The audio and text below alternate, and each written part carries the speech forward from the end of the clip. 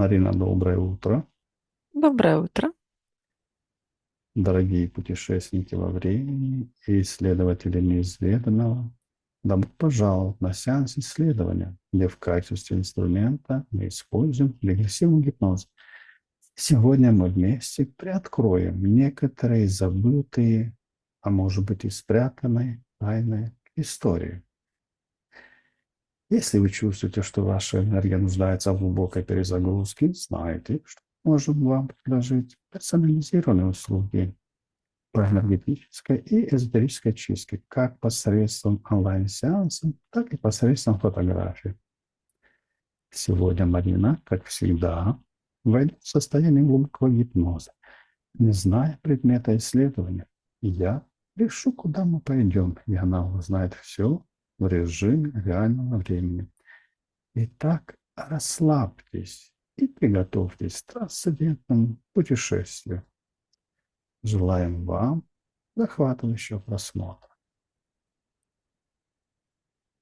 Марина, ты готова? Мгм. Да. Придай своему телу самое удобное положение. Охвати вниманием его контуры. Почувствуй и убедись, что тебе уютно, тебе удобно и тепло.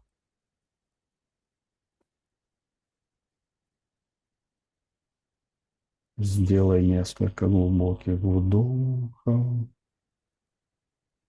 и выдохов.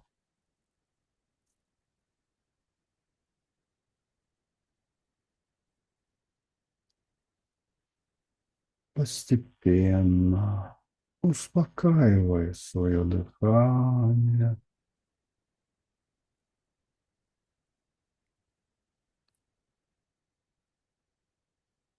Дыши глубоко, дыши ровно,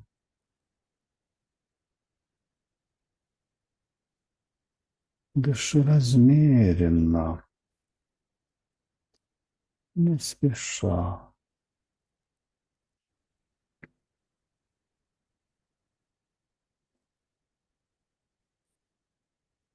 Почувствуй свое дыхание в теле.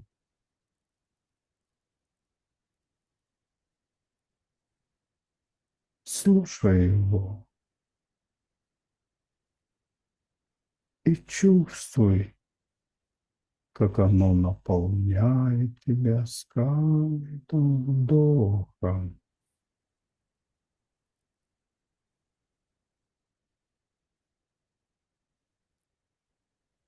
И расслабляет, расслабляет все больше и больше. Каждым выдохом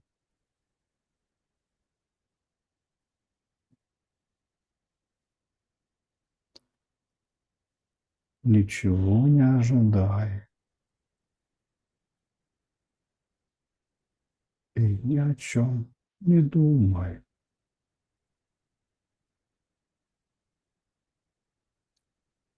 Просто дыши и расслабляйся.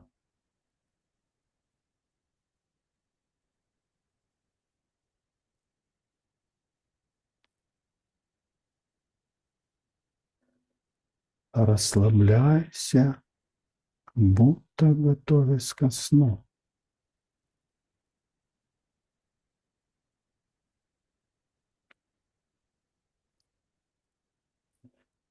Любой звук, которого ты слышишь, все больше и больше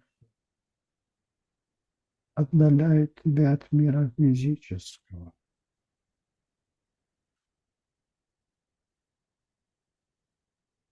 отдаляет тебя от мира материального.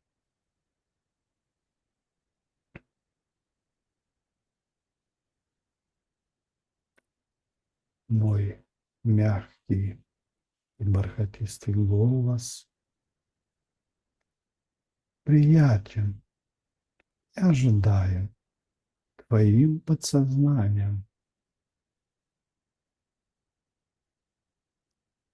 Он твой знакомый и надежный маяк.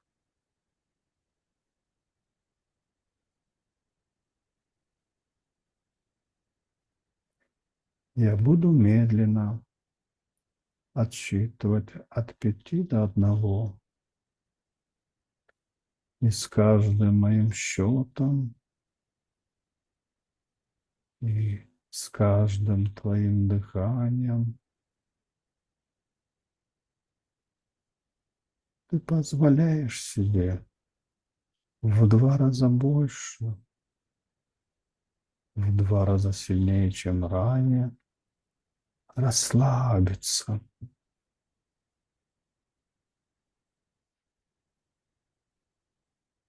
И мягко, естественно и незаметно ты погружаешься все больше и больше, слой за слоем, счет за счетом, погружаешься вовнутрь, в самую глубину себя.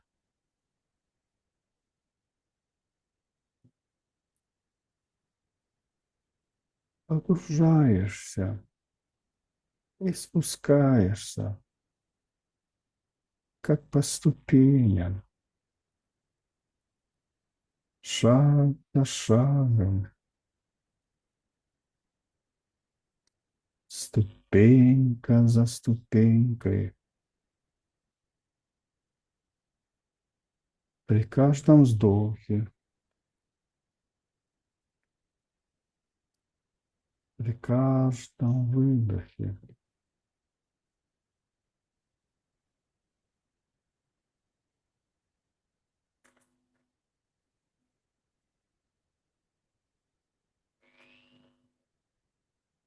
пять.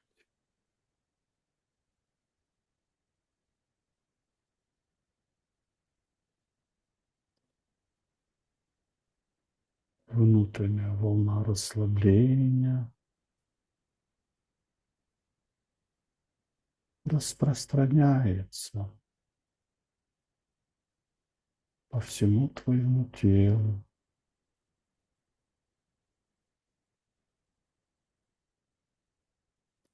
Она как мягкая вуаль покрывает тебя от головы и до кончиков пальцев твоих ног.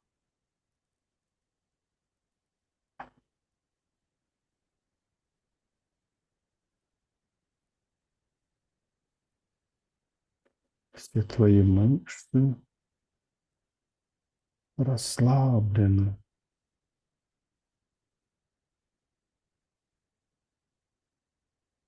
Твое сердце работает легко и уверенно.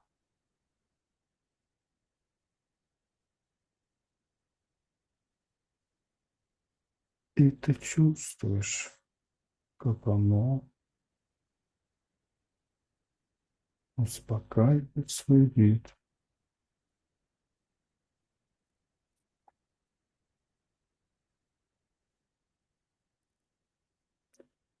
4.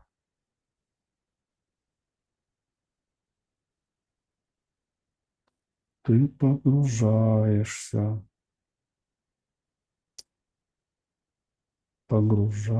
вне пространства.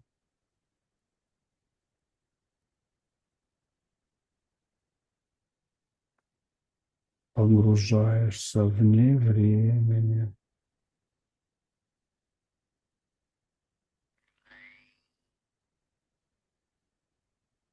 Дыхание твое ритмичное, свободное и легкое.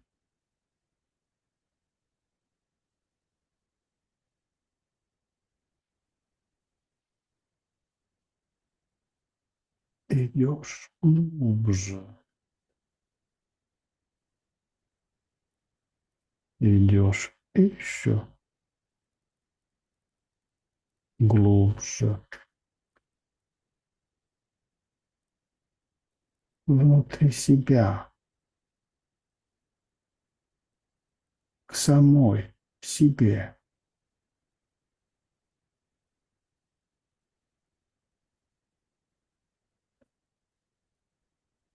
Три.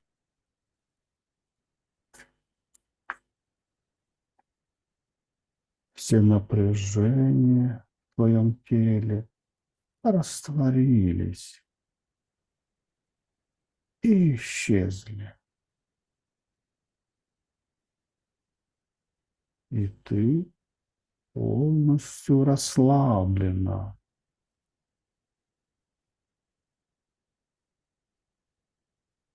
Все твои мысли улетучились, исчезли. И ты полностью спокойна.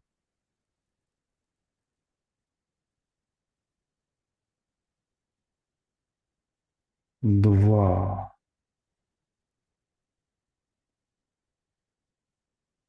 Тебе легко и приятно.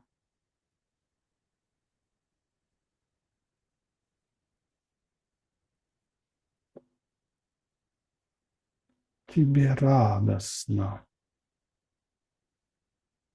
и свободно.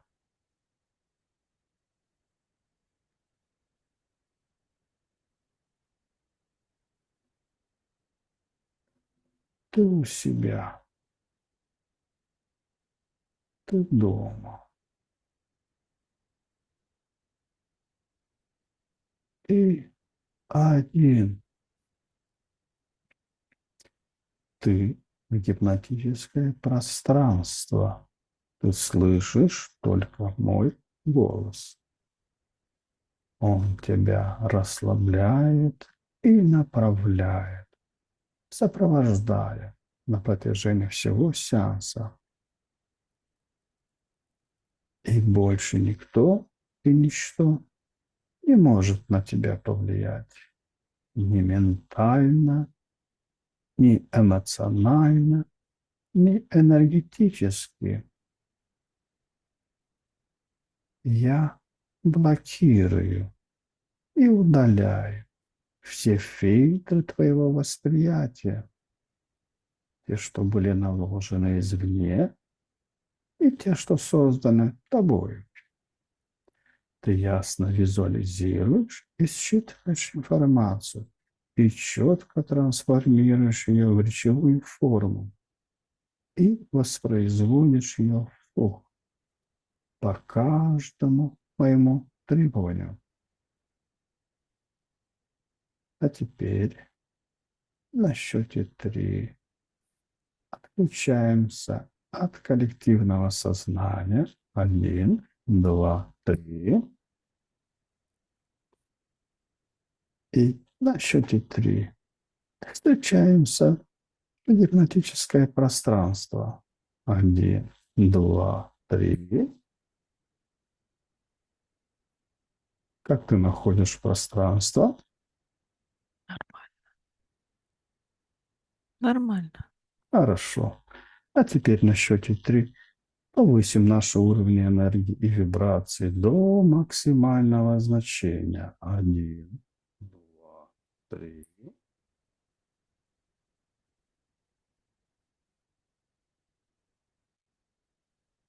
А теперь на счете три мы приглашаем перед собой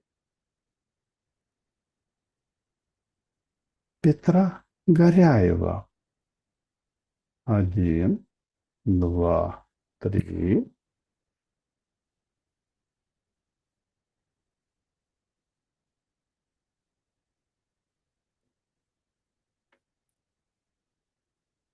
Он появился. Я слышу, что пространство изменилось. Сейчас попытаюсь Мгм. условно визуализировать образ. Но пространство изменилось. Изменилось после того, как я Да, назвал. позвал. Мгм. М, Каким оно стало? Как знаешь, ну, присутствие еще кого-то, как более... Мгм. Как ты находишься в комнатке, и тут еще кого-то большого поместили. Места нету. Мгм. Надо увеличить, как это скажем, комнатку, условно говоря. Хорошо. А Или мы потому что он большой. на счете три пространство, в котором мы находимся, расширяется до оптимального размера для того, чтобы провести сегодняшний сеанс. Один, два, три. Так, Увеличилось пространство. так. А теперь на счете три четко появляется Петр Коряев. Один, два, три. А я не знаю, кто это, поэтому буду описывать. Он для меня как какой-то черный, что-то типа рясе какой-то, подпоясанный, ну, как-то веревкой, бечевкой, поясом. Такой человек в возрасте с бородой, по ощущениям. Я его скорее по ощущениям, чем визуализацией. А почему он так выглядит? Какая информация тебе приходит Потому что он так выглядел. при жизни этой последней?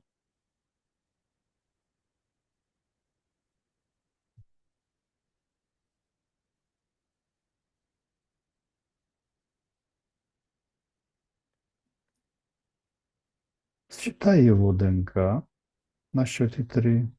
Один, два, три. Это он.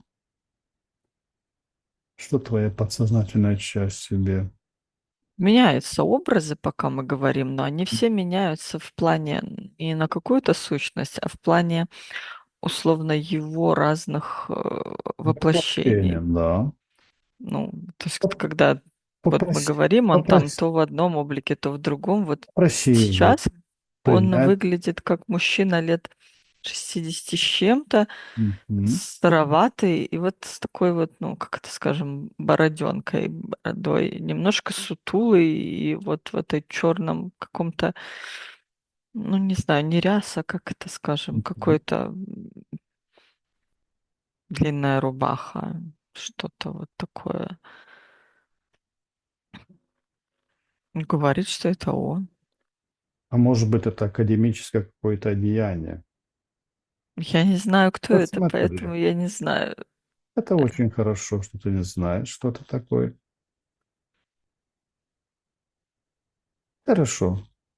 Марина, ты мне позволишь с ним пообщаться через твои голосовые связки? Общайся, Я хочу напрямую с ним. общайся. На счете три ты мне позволишь с ним общаться. Один, два, три. Петр Петрович, приветствую вас. Ну, здравствуй. Он для меня как какой-то, знаешь, условно из столетней давности какой-то такой путешествующий по, как это знаешь, просто как это, ну, то, что странник. Вот почему-то мне хочется сказать, что он путник, вот идет куда-то или что, или просто из тех, кто ходит, как паломник, вот типа такого какого-то. Хорошо. Ты позволь, я с ним переговорю. Мгм. Да. Петр Петрович, я Геннадий, а дама, которая рядом с вами, это Марина. Я обращаюсь к вашему сознанию, хранящему мудрость ваших исследований. Готовы ли к диалогу во благо эволюции и человеческого понимания со мной? Я чувствую, что можно, но меня отлетаю я от этого почему-то. Надо как-то мне... Ты не можешь канал связи. А вот как-то сейчас я пойму, что-то, что вот такой вот способ, когда ты условно сказал, что хочешь через меня говорить, я куда-то при этом улетаю. Меня от этой Марина, картинки относит. Марина, Мгм. расслабься, дыши глубоко несколько раз, и пока я посчитаю от 1 до 3, ты позволишь ему использовать твои голосовые связки для того, чтобы он общался непосредственно со мной. А теперь, Я... Давай просто как обычно будем разговаривать. Я же буду слышать, что он говорит. М.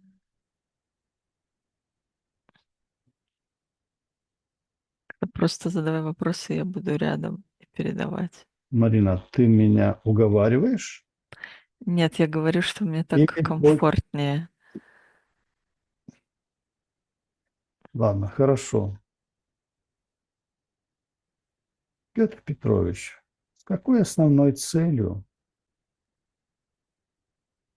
ваше высшее «я» согласилась на этот диалог сегодня со мной? Условно, секретов нету, ни информация может быть доступна, должна быть доступна, ничего тут, ну, условно, тайн нет, почему бы не поговорить? Хорошо, благодарю вас.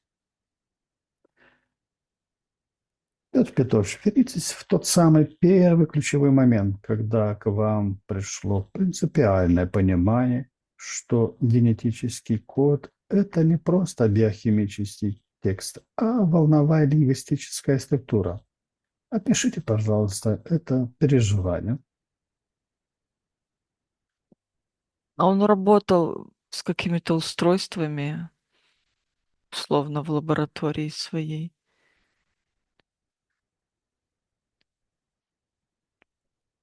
Ну, была такая как-то черно-белая картинка, как мужчина помоложе в пиджаке там сидит и что-то ковыряется в какие-то как бы устройства. М, Вот, и наблюдает какое-то явление, и условно обдумывает его и осознает. Еще раз вопрос можно я тогда точнее посмотрю?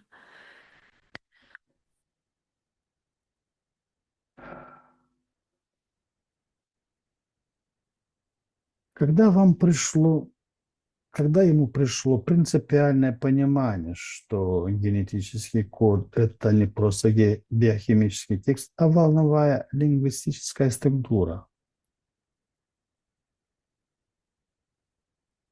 пускай она пишет это переживание, которое он чувствовал в тот Ну момент. вот он делает какой-то условно опыт, воздействует чем-то на что-то и ожидал один результат, условно обычный, стандартный, а он видит, что по-другому происходит.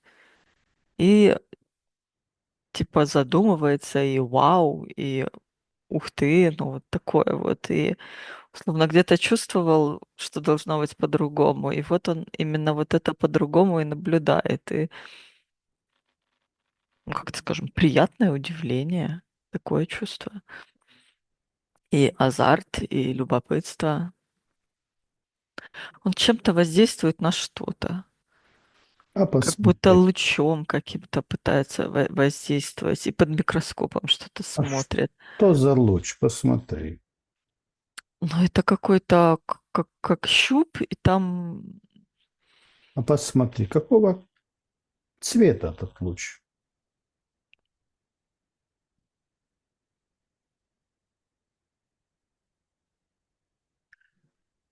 это такое кратковременное воздействие на что-то, знаешь, как условно шокером ты до чего-то дотрагиваешься, и идет разряд.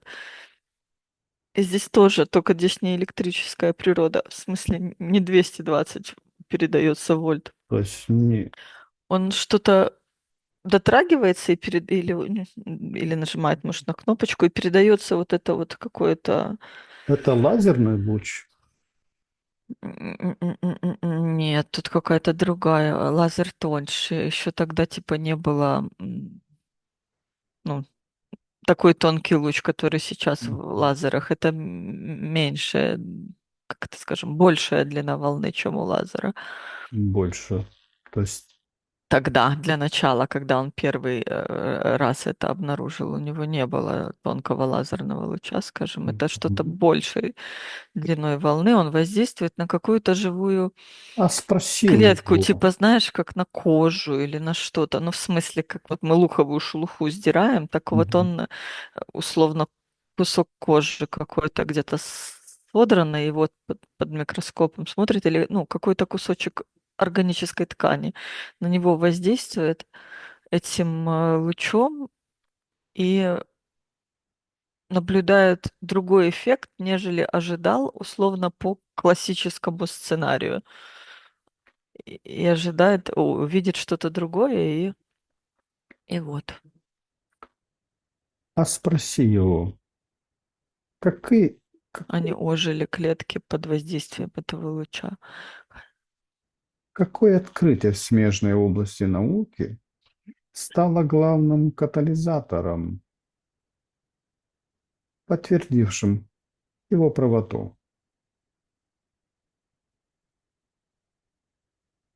Ну, тут скорее, я немножко не понимаю вопрос, было открытие какое-то, которое не катализатор, а которое его побудило исследовать, то есть Ну да, заинтересовало да, что-то, да. что-то про строение клеток, что-то там где-то дословное какое-то как это скажем, очертили, рассказали, и он решил это посмотреть вот таким вот образом.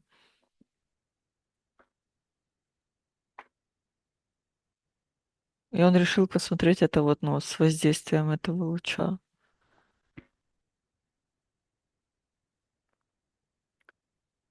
Попроси его дать самое простое и емкое определение, что такое волновой геном, его целостности.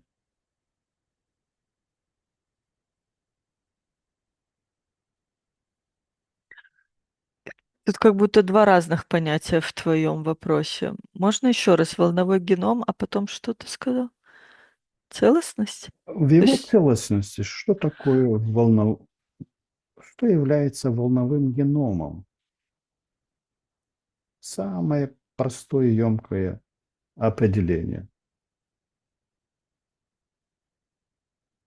ну, в принципе, что ДНК обладают своей, как это скажем, магнитным полем, э, и можно на него воздействовать. Получается, любая, ну, частица. Ну, я вижу ДНК-цепочку, и она вокруг нее светится этим, ну, полем светлым, голубовато-желтым. То есть каждый участок имеет свой цвет. Нет-нет, я просто вижу цепочку ДНК, Мгм. и вокруг нее Поле. светлое поле светящееся. Мгм. Вот это, собственно, волновой геном. Смысл того, что это обладает магнитным полем. То есть есть физика, а есть еще поле, которое сопровождает эту физику, да? Ну, да. Мгм. И мы можем воздействовать на А, поврежденные участки, они будут по-другому. Они как эти, как дырочки, как темные пятна. И можно воздействовать вот условно сторонним предметом на, как ты как залатываешь дырочки на вот эти поврежденные участки. а как именно хромосомная аппаратура клетки функционирует как квантовый биокомпьютер, считываешь, считывающий и транслирующий волновые команды?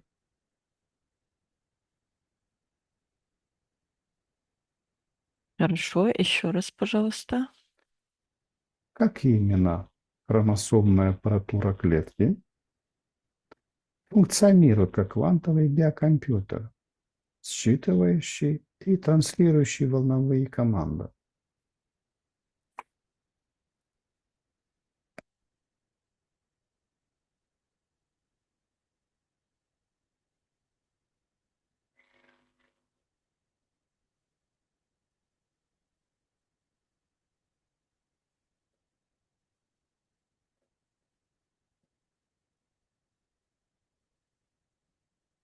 Но тут есть какая-то картинка, я пока не могу ее разобрать.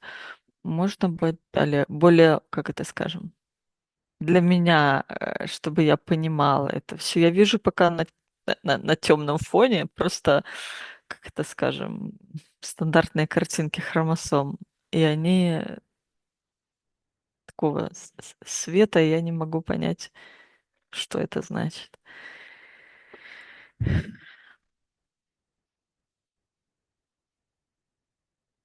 Ты у него спроси, он может это объяснить.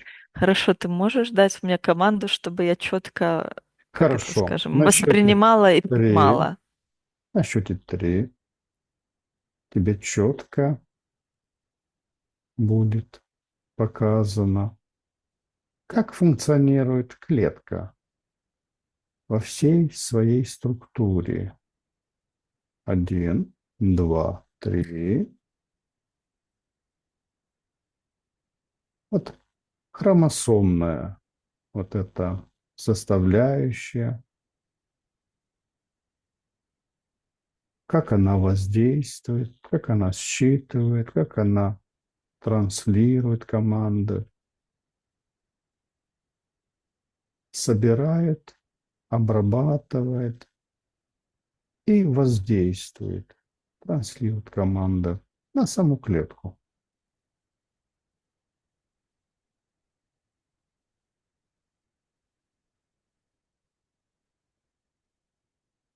Не пойму, почему я не пойму. Все это опять же крупным планом. Это картинка, и на ней вот этот X условный Мгм. темно-синего цвета. И она так слегка движется ножками, назовем это так. И что же это значит, я никак не могу понять, что мне показывает.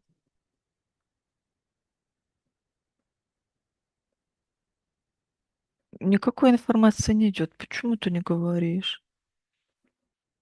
А почему не идет? Да я не знаю, я смотрю и ничего не слышу никакой информации от этой картинки. А ты спроси у самой клетки на счете три. Она с тобой поговорит. Один, два, три. Спроси у нее, как она устроена и работает. Этот ее внутренний квантовый биокомпьютер.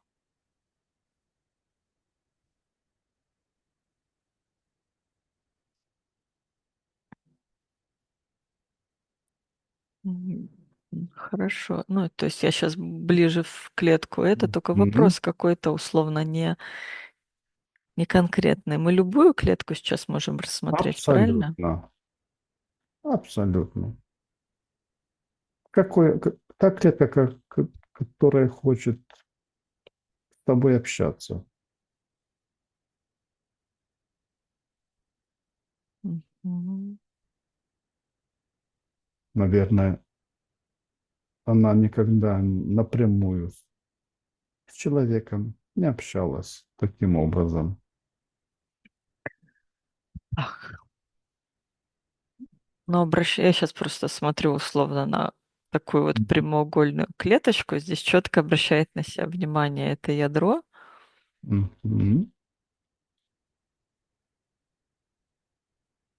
М. Оно тут как сердце, как дышит, это Мгм. ядро. Как там Как з- хромосома, как она передает свою информацию, какую информацию получает о состоянии клетки,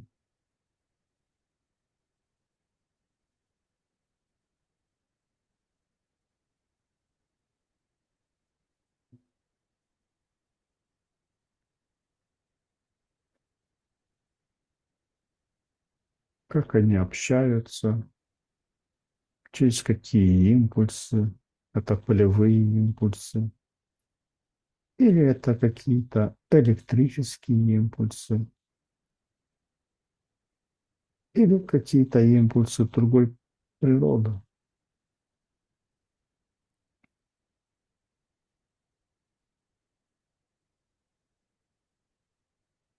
Плохо учила биологию.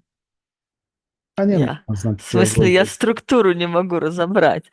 Я вижу, вот ядро, а здесь, скажем, А эти... ты скажи клетке, она сама тебе покажет, она сама себе откроет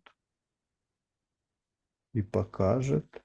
Тогда сформулирую еще раз четко вопрос, который мне задать Посмотри ей. четко, посмотри структуру клетки, место хромосомы в этой клетке, как происходит обмен информацией между хромосомной структурой и самой клеткой.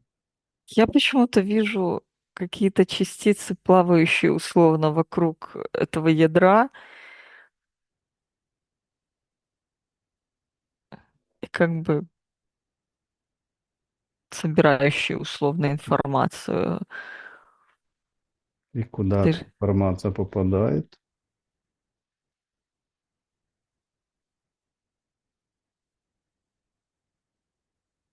Хочется сказать, что эти вот ну, частицы, собирающие информацию, за пределы этой клетки не выходят. Мгм. Ну, это как бы Они, внутренний какой-то орган, нет? От вот клетки. они такие маленькие, как бы как вот так условно лазят по этой жидкости и считывают,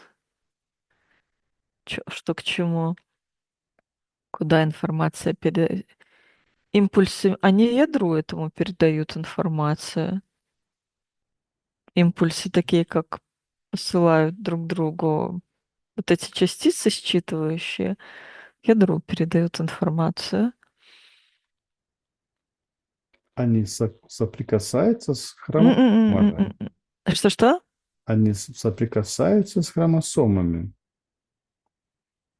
Или как-то общаются через поле. Посмотри. Вот эти импульсы, говорю, Мгм. они как бы вот так, хоп, послал импульс на какой-то частоте. Как-то, как ты мне, я тебе, они общаются вот такими Мгм. вот сигналами на определенной частоте. А, Тут все общение внутри происходит вот этими передачей сигналов на определенной частоте, коротких импульсов мгм. между всеми элементами. А как появляется, как подстраиваются биологические тела? Вот при помощи вот этих импульсов, вот, они идут от хромосом? В смысле, кто задает ритм или что, или как? Я не поняла. Ну, ритм задает хромосома.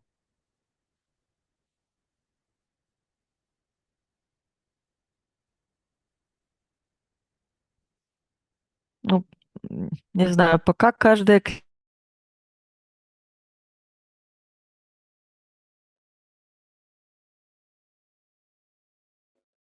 клетка, другая клетка, она не слышит их. У нее свой собственный Мгм. вот этот То есть происходит, частота передачи.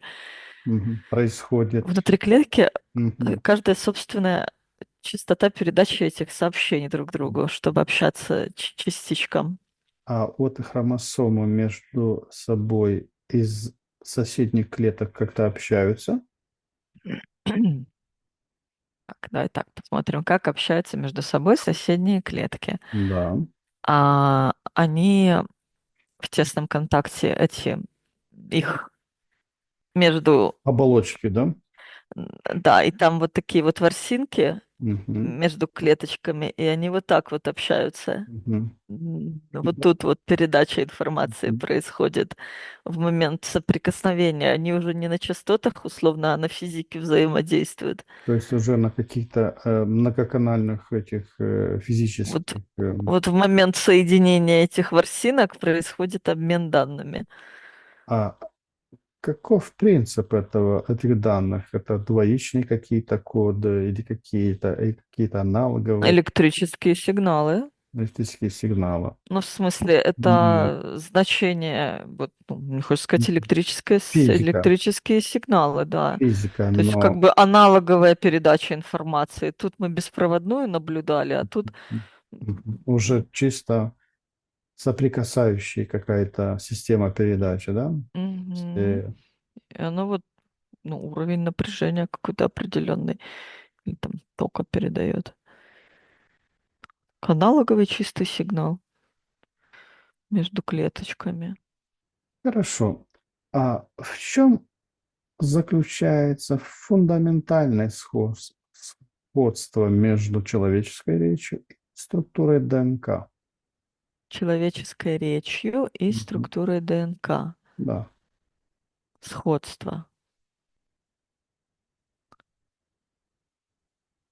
М, Не пойму пока вопрос, но когда ты его задал, мне хотелось сказать, что можно воздействовать вот условно голосом на Голосом на, вот м, на вот отдельно взятую клетку. или То есть на, это, или на ДНК. а можно задать, к кому обращаешься.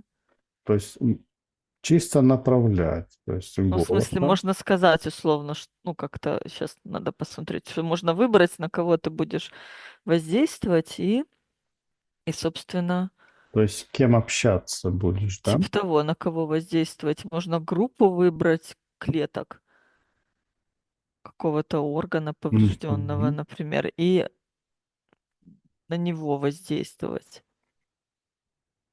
Так. И как воздействовать, вопрос, да? Или что? Ну как, это воздействовать через голос, то есть формируется какой-то сама... Да, я посмотрю. Мгм. Так, скажите, пожалуйста, как мы можем воздействовать через голос?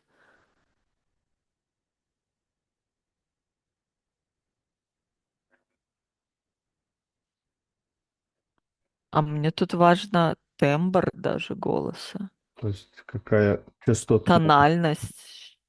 частотная составляющая, да, голос, да, то есть спектр, Ну, я вот как-то низким голосом хочу то говорить. есть важно, Таким, знаешь, важно, как-то м, гипнотическим каким-то голосом я хочу говорить. важно, важна частотная составляющая и Знаешь, амплитудная. гипнотическим голосом, вот как условно ты в гипноз, когда вводишь, он ведь тоже такой своеобразный голос. И я, наверное, хочу словно в гипнотический этот задать, чтобы Мгм. ну, То есть, настроить работу клетки на м, как-то скомандовать, чтобы они теперь делали по-другому. то есть это не каждый может. Хочется сказать, что каждый свое точно может. То есть каждый может общаться со своими клетками. Да, но это опять же, чтобы уметь, нужно, ну, ты расслабился в хорошем расположении, и тогда у тебя уже, ну, сам голос будет таким спокойным и низким, ну, не истерика, не торопимся, и он сам голос тогда у человека такой становится пониже. И это хорошо, когда условно ты сам на себя, потому что там еще какой-то, ну, ты где-то по какому-то признаку более связан с ними, со своими клетками. Условно, вы все работаете на одной, как это скажем, тембр какой-то. Ну, то есть своим голосом на себя более эффективнее даже воздействовать, То чем есть чужим, если ты научишься вот эту вот твоя клетка тебя гип...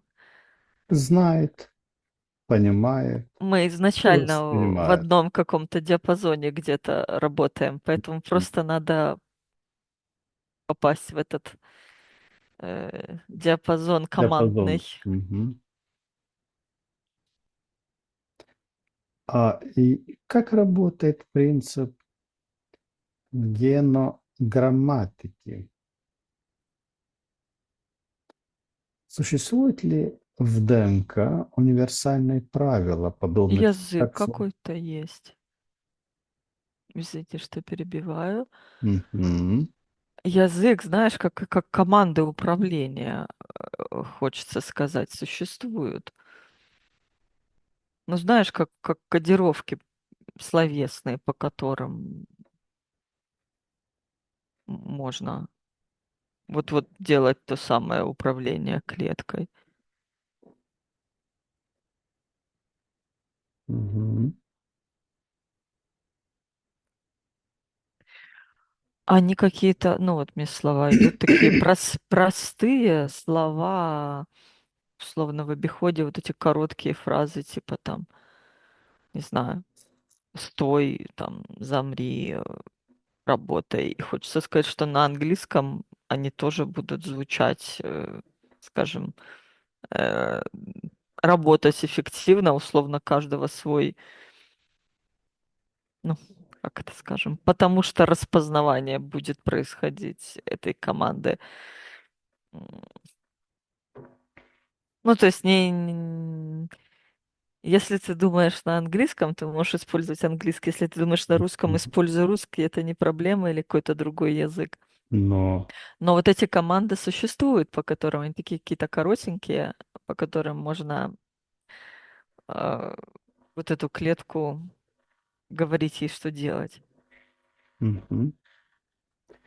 А какие именно слова, смыслы и частотные характеристики вызывают самый мощный исцеляющий или разрушительный эффект?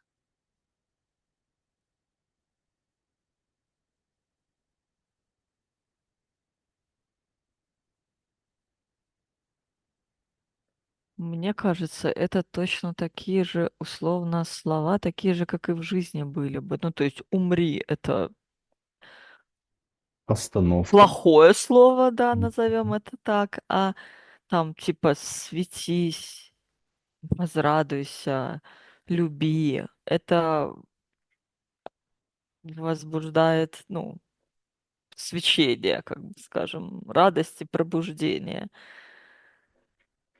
То есть как-то мне кажется, что слова обычные, вот, ну, в русском языке сюда же тоже применимы, только надо как-то их коротенькие выбирать из этого. Ну, то есть, чтобы не вот это длинное какое-нибудь слово, а его синоним короткий Мгм. чему-то, чтобы он То есть звучал более как-то как импульс, как емко так сказалось. короткие, понятные команды. Команды это Мгм. получаются, да. А может ли геном понимать смысл произнесенного или написанного слова за пределами его звуковой вибрации?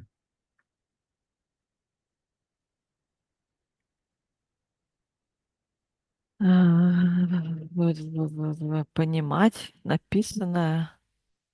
Понимать написанное. Да, то есть человек пишет, то есть думает, пишет то, что думает, и обращается вот этим То есть импульсом от мозга мозга без произнесения речи. без произнесения речи, да.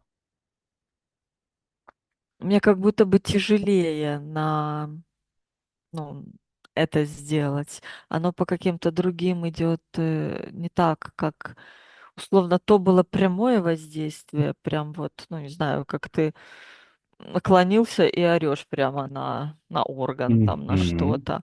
А тут это будет через другие, более длинные пути передачи информации. Уже это пошла не прямым воздействием, а А посмотри, вот человек произносит слово, он в это время, естественно, передает этим словом мысль. Обязательно нужно еще передавать какую-то эмоциональную составляющую, которая будет сопровождать эту мысль. Также энергетическую составляющую, то есть какую-то амплитуду, какую-то мощь этой мысли и этого звука. Это обязательно, чтобы все было комплексно. сейчас посмотрим. Мгм. Ну, как будто мы усиливаем это вот этим условно искренним. Если это может быть просто записанные машинные команды, так скажем, или за ним стоит этот потенциал, который увеличивает силу.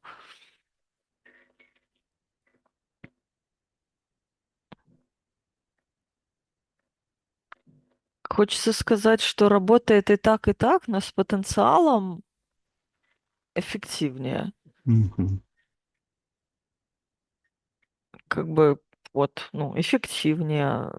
То есть Это, комплексная ну, мощь когда ты вкладываешь эмоциональную составляющую, она как будто бы, как это скажем, более усиливает вот этот посыл. открывает все двери, да, образно говоря. Мгм. Усиливает посыл, этот сигнал. Тебя лучше слышат и на дольше хватает этого Мгм. заряда. Усиливает заряд. Хорошо. Это вот, ну, выходит аналогия по даже, что как бы условно как человеку, получается, можно воздействовать на какой-то свой орган, нужно вот в хорошем расположении духа конкретно задать, к кому обращаешься. То есть не просто вслух произносить там, не знаю, что-то, а там или обратиться как к клеточкам всего организма, или к конкретному органу, или там что-то, но условно ты говоришь, к кому обращаешься, и они так как-то, о, типа, меня слышат, и передаешь вот эту команду, типа, не знаю, радуемся, светимся, Мгм. наполняемся там чем-то. Хорошо. А теперь опиши какой-нибудь из самых успешных случаев волновой коррекции состояния организма в его экспериментах. И что именно произошло на уровне генома.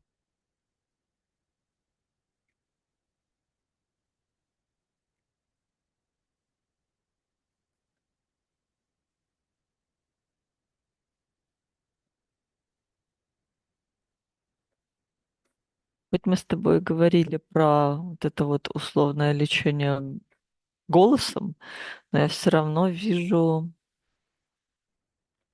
как вот это вот щуп, который был тогда в самом начале, и как он воздействует его на какую-то кожу. Ну, то есть там видно было какое-то То есть Или это... нужно направлять на тот самый Там участок. была у человека какая-то рана, Мгм. ну, не знаю, то ли после ожога, то ли язва какая-то. Он как-то... Это немножко не то, о чем мы говорили. И он ну, вот этим щупом постепенно как-то, ну, условно так все залечил, что следа не осталось. То есть, а этот щуп, как я предполагаю, там идет воздействие какого-то света определенно, да? Там похож, ну, две таких штырька, и между ними больше фиолетово-голубой, нет, фиолетовый скорее разряд какой-то. Разряд, то есть и этот разряд дает какую-то волну, какой-то волновую, Ну, вот он им какой-то свет, да? как прикасается, идет разряд между ними, и он так, как микротоки какие-то. То есть это микротоки. Нет, это не ток, это выше частота, Мгм. чем у электричества. Это Ну, условно, какой-то не на 50 Гц, это там на много Герц. Это, ну, это не электричество. Это что-то другое, разряд более высокой частоты. Ближе к лазеру, но не лазер. Я не знаю, что это. Это вот его был, условно, первый самый, когда он еще начинал изучать, ему радость была большая от того, что так сделалось. А что здесь происходит? Это не та теория воздействия, скажем, на клетку голосом. Здесь что-то другое.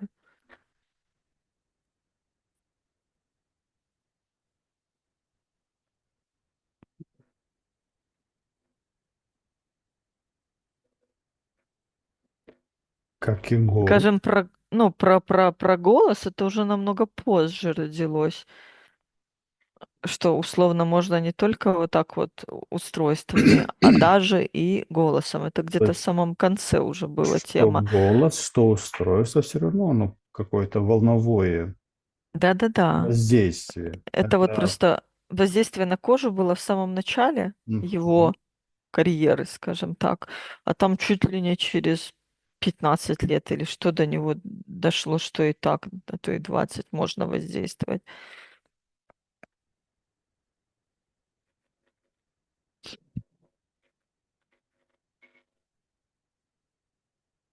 То есть ты видишь, это самый такой, когда кожа была восстановлена, да? Ну, там и мясо, и кожа, какое-то То такое есть, я бле, то есть участок поврежденный кусок поврежденный, тела, и он его залатал.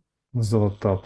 То есть это воздействие, это волновое воздействие, скажем, голос или какое-то другого типа, оно как бы заставляет хромосомную структуру Восстанавливаться. ДНК генерировать какие-то, Он восстанавливал прямо эту, активизировать ну, какие-то программы, которые, на, на основе которых воссоздаются изначальные. он восстанавливал эти Мгм. клеточки под действием вот этого воздействия. Мгм. Они восстанавливали и нарастали очень быстро от этого. Мгм.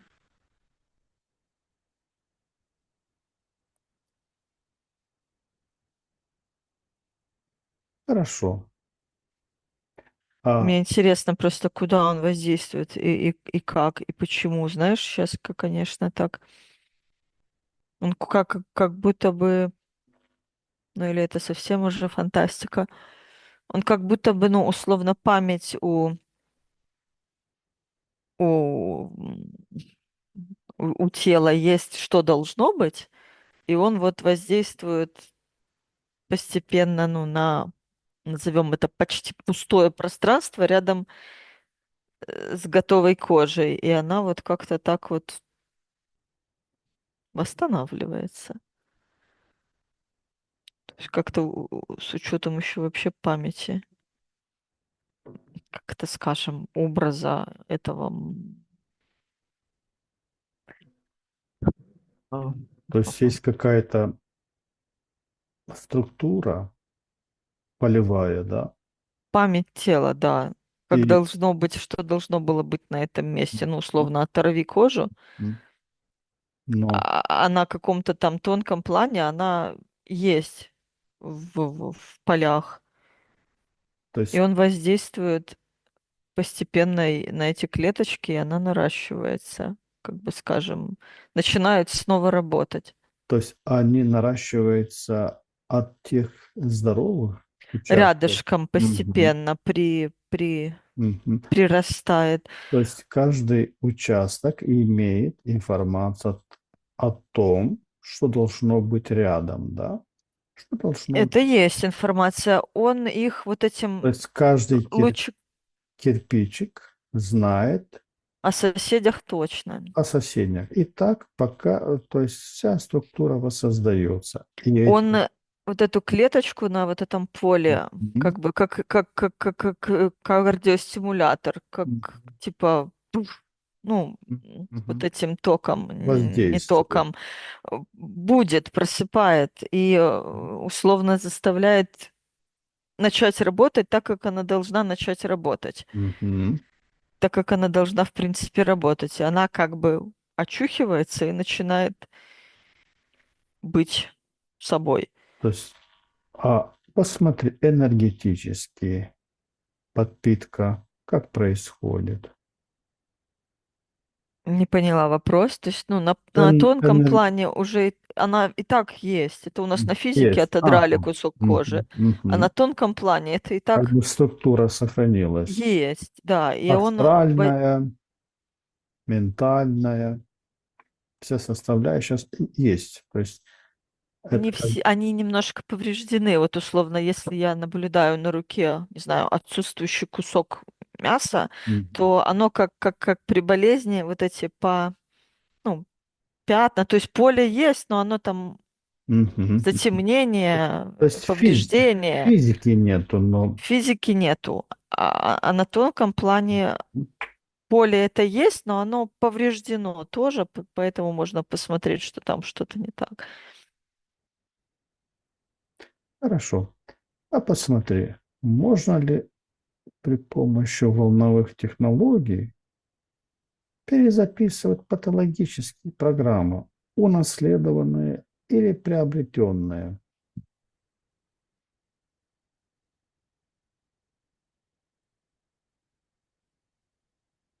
Приобретенные точно можно.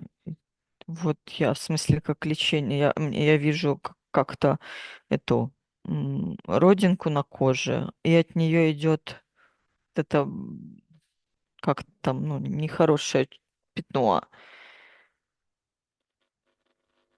ну, типа распространяется какая-то болезнь. И можно воздействием вот этой вот частоты также восстанавливать условно идеальную структуру.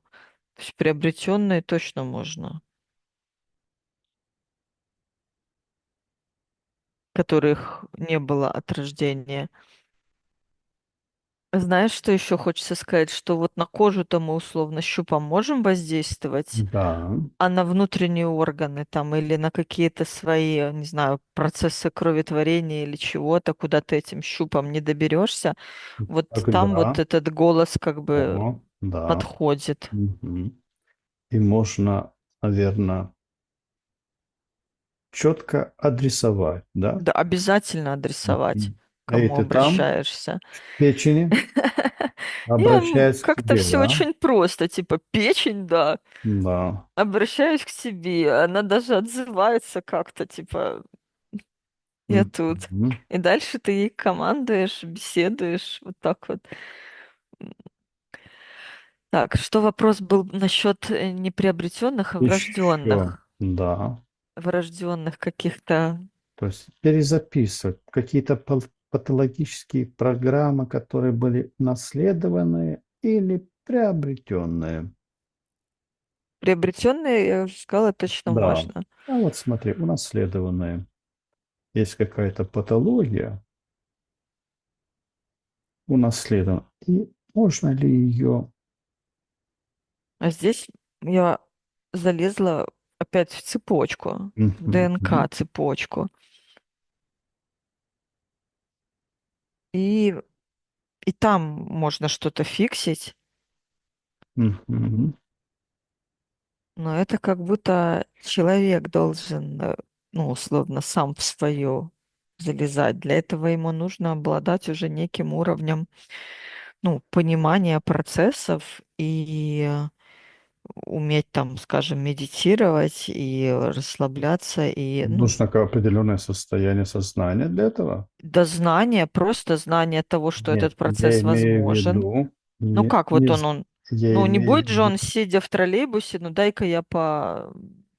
я спрашиваю не просто знание, а про сознание. То есть нужно определенное состояние сознания для этого достичь. Да, конечно, потому что ты должен понимать, что в принципе такое возможно, что это, ну, не бред, Мгм. что это вполне себе мы можем своим организмом на этом уровне тоже управлять.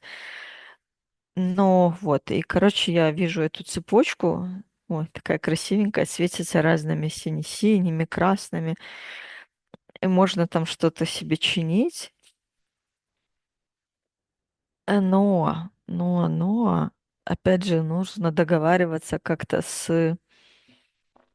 Ну, то есть это же могла быть какая-то твоя особая программа. И если ты осознаешь, что ты делаешь, то оно, ну, фиксится, скажем так.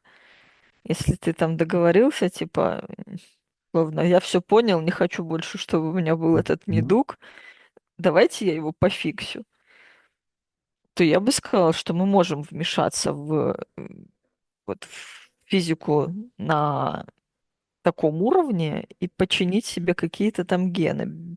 Только ты должен знать, как это делать. Ну, в смысле, И вот я, расслабиться, я, медитировать, мгм. представлять, куда лезть. В смысле, что вот она цепочка, покажите, И что менять? и на что Не на менять, что да. менять, да? Или восстановить до какого-то здорового, ну, то есть какую-то вот, но это реально, это можно, если Мгм. у тебя и сознание, и личка, и вот этот вот Но, способность существует, то есть и это, позволено тебе с точки зрения программы жизненной. то есть если твой уровень осознанности соответствует такого сознания, когда ты можешь уже этим процессом управлять. И если оно тебе по жизни будет в плюс Мгм. Или совпадая с твоим. теперешним планом, мы Мгм. же можем поменять его в течение жизни с одобрения высшего я. Хорошо. А как быть тогда? Откуда извлекается вот эта новая, эта идеальная программа? Эталонное состояние ДНК. Эталонное состояние ДНК, да. Чем будут заменены? Поврежденно или имеющие Мне какую-то хочется сказать, патологию? что она сама знает, какой она должна быть в идеальном варианте. То есть она знает на основе Мгм. чего? Астральных, ментальных этих структур. Вот сама эта цепочка ДНК знает, какое у нее состояние рабочее и поврежденное. И я тоже вот сейчас вот к ней как-то обращаюсь и прошу ее условно заменить вот эту часть на идеальную составляющую А спроси эту цепочку. цепочку с патологией, а почему она решила вот такой, с такой патологией? Это программа была изначальная. Ну, как И, бы все было мгм, заранее то продумано. есть программа заранее придумана, а почему тогда она имеющая эталонное какое-то знание, сама не поменяет? А ей как-то, ну, условно, Команду не все дали. равно, как бы, ну, Все она, равно. ну, условно, ей так хорошо и так хорошо. Ей Она не безразлично. идеальная. Нет-нет, она принимает и это состояние, и это состояние. Она не считает, что она только в идеальном идеальна. То есть ей все равно состояние, оно идеально или Скорее, не все равно, она принимает. Ей хорошо и в этом, и в она этом, и в только этом. исполнитель, да? Нет, тут скорее она тоже какой-то проходит этот опыт, и я здесь ее воспринимаю как обладающую сознанием какую-то Мгм. структуру, которая тоже какой-то опыт проходит. И она и этот опыт принимает, и этот опыт принимает. Но с ней можно договориться. Но все равно, где она держит вот это идеальную информацию о том, какой она должна быть в том месте? Какая должна быть идеальная структура? Но у меня так же, как и с этой поврежденной кожей. Ну, Ну то есть да, существует поле у поле. нее условно идеальное, она, и вот это вот поле Мгм. восстанавливается до Но, то идеального. есть поле идеальное. Так, Поле идеальное, да, а клетка, ну как-то скажем, а на физике но поврежденный элемент, а но, поле идеальное. но патология. Оно, но все равно вот эта Врожденная. память, память, вот я вижу этот кусочек, он светится. Ну, как светится? Если на этот уровень восприятия как-то перейти в режим считывания идеального состояния, то цепочка, она целостная структура, но на физическом представлении в данный Мгм. момент она деформирована. Человек рождается с определенной патологией. Ну, Скажем, шестой палец на левой руке. Это патология. Патология с точки зрения, ДНК. как это, социума, да. Посмотри, что у нее полевой структуры. То есть вот этот палец на астральном плане, на эмоциональном, на ментальном плане его нету. Вся его вот это остальные тела идеально. Я сейчас смотрю поле у самой цепочки, Мгм. как бы, а не у человека. Вот у самой цепочки Но все поле, равно скажем, идеально, но физическое тело идет конструкция, идет создание этого физического на основе ДНК. Нет. То есть и на основе полевой структуры. То есть сперва рождается, наверное, поля, а потом на основе полей как структура, как план развития, строения физики. мне хочется сказать больше, что сначала родилась идеальная структура, потом в нее залили программу, скажем, и повредили эти участки, которые должны быть в этом, Мгм. в этой жизни повреждены. Но идет вот эти программы, идет на ментальном плане ведь.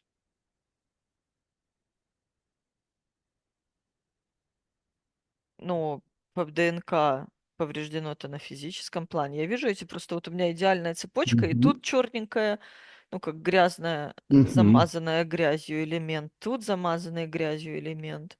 Ну, не синенький, не красненький, не желтенький, как все остальные, а чумазый, грязный, ну, деструктивный какой-то. Не деструктивный, а поврежденный. Но на уровне поля, мне кажется, это все, ну, ровненьким, красивеньким. Мгм. Это на уровне ДНК. И как вот это очистить эту грязь? Ну, так как мы уже озвучивали этот Мгм. способ предыдущий, это можно. То Если есть мы это будет говорим 7-7 очищается, очищает, Нет. да? Ну, мы же говорили про уровень сознания, уровень Мгм. понимания того, чего, куда ты лезешь.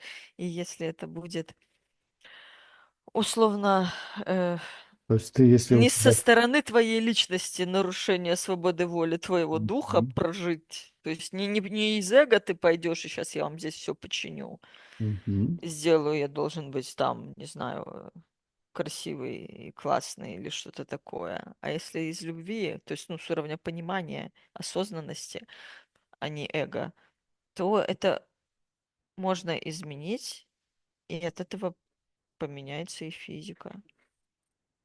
То есть, ну, мы фиксим вот этот кусочек Мгм. гена.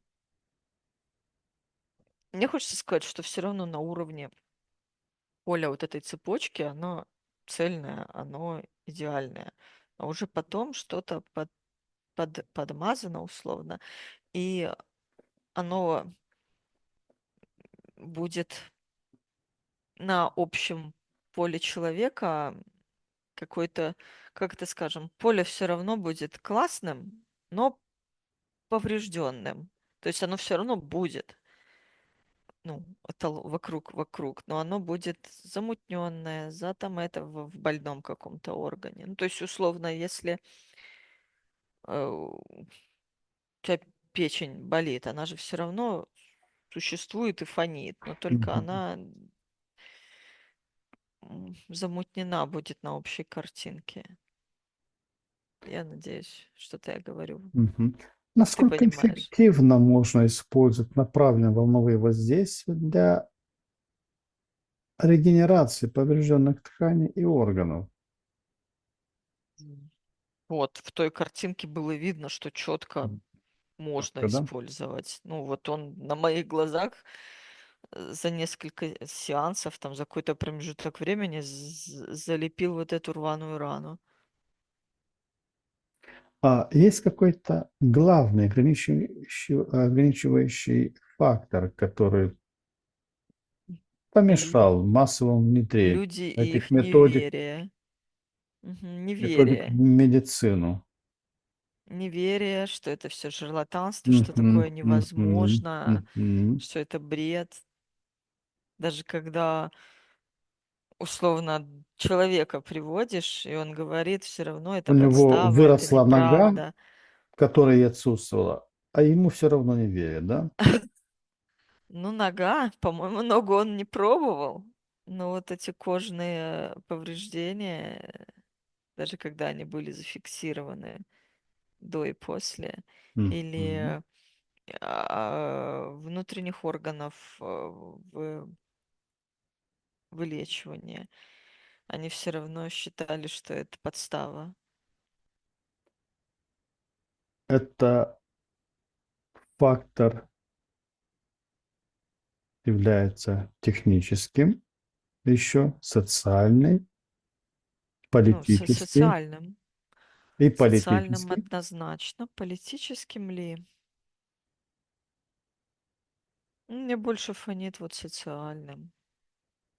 А если это будет внедрено, Коммерческим? и все, Коммерческий фонит. ну, я об этом, а здесь и политически пахнет. Все структуры, которые созданы для поддержания фармакологии, Коммерческий фонит. это же начинает страдать. Да? Ну, он, как это говорит, не в то время. Родился не в то время, Ну, типа, да, еще условно не готово общество. так он собирается еще рождаться в более удобное.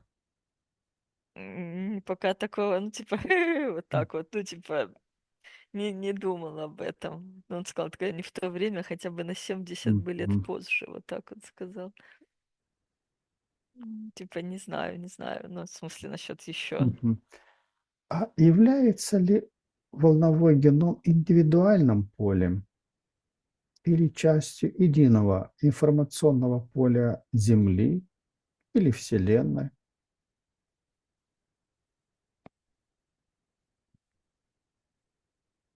Хочется как-то сказать, что это индивидуальное, но они все а, похожи, одинаково структурированы, как-то условно в общем, Как оди- наверху, по так и образу и внизу. подобию сконструированы.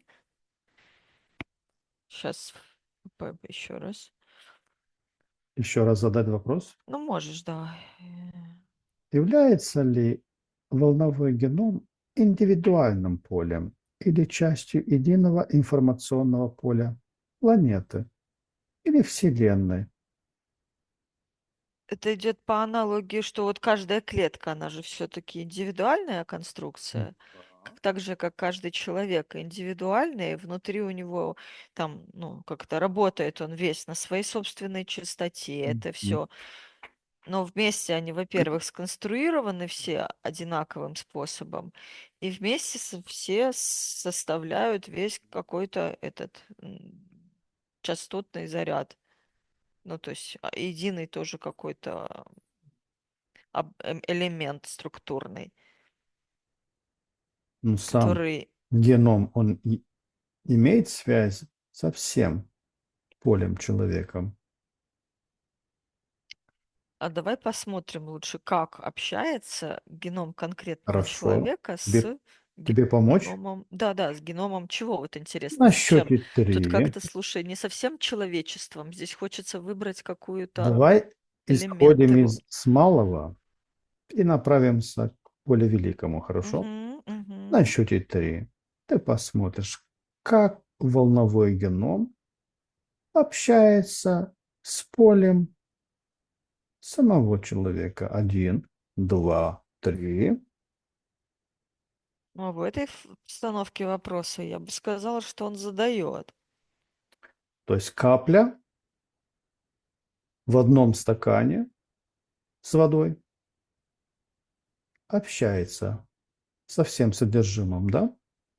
Ну, то есть, что он Мгм. как это скажем, задает вот это вот поле. А если этот стакан с водой вылить в ведро, оно перестанет общаться со всем содержимым ведра. Но там же другие капли еще есть эти. Ну, так ты посмотри. Не, мне хочется немножко какую-то другую пойти параллель насчет генома. М.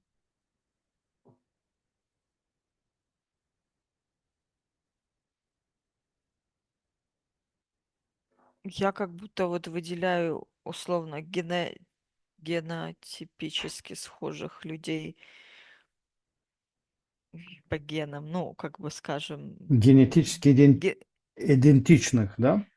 вот, ну, условно, каких-то вот группу, как если бы ты искал, знаешь, как есть эта фишка, найди своих там предков, найди своих, и вот выделяется какая-то группа, не знаю, условно какого-нибудь там, не знаю, монгольского происхождения, Мгм, например. мгм. Это же тоже много чего. И вот они вот это, например, я, наверно, себя захотела посмотреть. И вот я вот с этой группой как-то Потому и вместе. тут монгольских решил, Да-да-да. да? И вот я вот в эту пошла как-то. Мгм, мгм. Я элемент вот этой вот Да, структуры. да. Ты общаешься, Как они общаются? то есть Надо спросить, как они общаются между собой. Да, у них какое-то там есть общение, но я не знаю, посмотри. интересно какое-то. То есть Част- оно не... Это, Частоты, частоты. смотри, оно идет общение не так, как я условно привыкла общаться вот в сеансах, во всем этом через подсознательную часть. Оно Мгм. общается на микропрограммном уровне, не на уровне операционной системы, а на микропрограммном уровне. Не вот На, подсознательной, и на не на машинных, уровне на клеток. машинных кодах, да, Оно на уровне клеток на общается. Это совсем клеточных кодах, другое. да. Это другое, что моему ни сознанию, ни подсознанию Не подвластно. недоступно, да.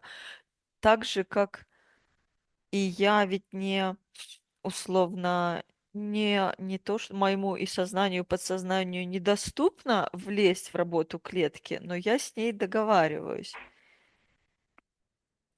То есть я хочу сказать, что вот эти вот м, клетка тоже на этом уровне общается, как вот, ну, уровень биоса, скажем, уровень Мгм, микропрограммы. мгм. Я могу с ней договориться, так как мы говорили, но ведь я условно сама не лезу туда, а прошу ее что-то сделать. Так вот они, интересно, просто я сейчас привыкла в сеансах думать вот тут, а это вот как-то идет все тело Мгм. гудит в момент общения с этим элементом сознания. Это, в принципе, другой уровень взаимодействия, который мы, ну, не рассматривали в сеансах. И меня сейчас вот если телом вот, ну, так жужжит, качает, как трансформаторная будка, ой, как интересно, тут можно тоже что-то от этого поиметь, скажем, полезного информационно. Мне кажется, что уже.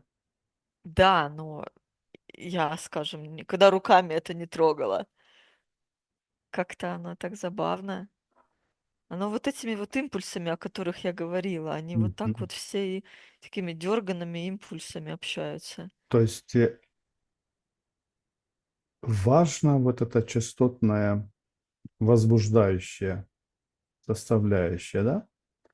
То есть Каждый человек все равно на по, своей частоте. И по, эта частота не подсознательной части, прикинь.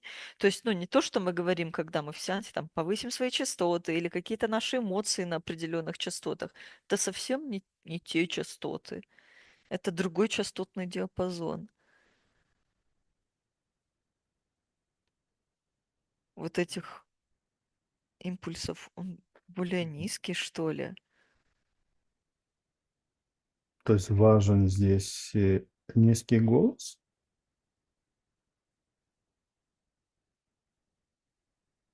Э, я говорю, низкий, в принципе, не тот диапазон, на котором наше Мгм. подсознание или сознание Мгм. общается. То У есть, них, в принципе, знаешь, как если представить эту звуковую карту, где там мгм. эти все частоты, то Спектр ты там, имеешь в виду? да-да-да, то здесь там инфракрасный, тут ультрафиолетовый, вот здесь вот где-то эти Мгм. лазеры, тут там радиочастотные, а они где-то, я даже пока не могу врубиться, на каком они как-то на радиочастотном диапазоне общаются, наверно. А теперь, Как-то забавно. а Ну, то есть это теперь, явно другое. Марина, Мгм. а теперь, коль ты произнесла это слово, радиочастота, посмотри, воздействует ли сегодня сознательно какие-нибудь структуры этими частотами, дабы в какой-то форме иметь на уровне ДНК воздействие, на Я бы сказала для волнов... начала, что это возможно. М?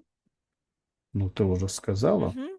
Ну, в смысле, но я что это спрашиваю, возможно. если это происходит сознательно, на счете три. Один, два, три. Хочется сказать, происходит. Мгм.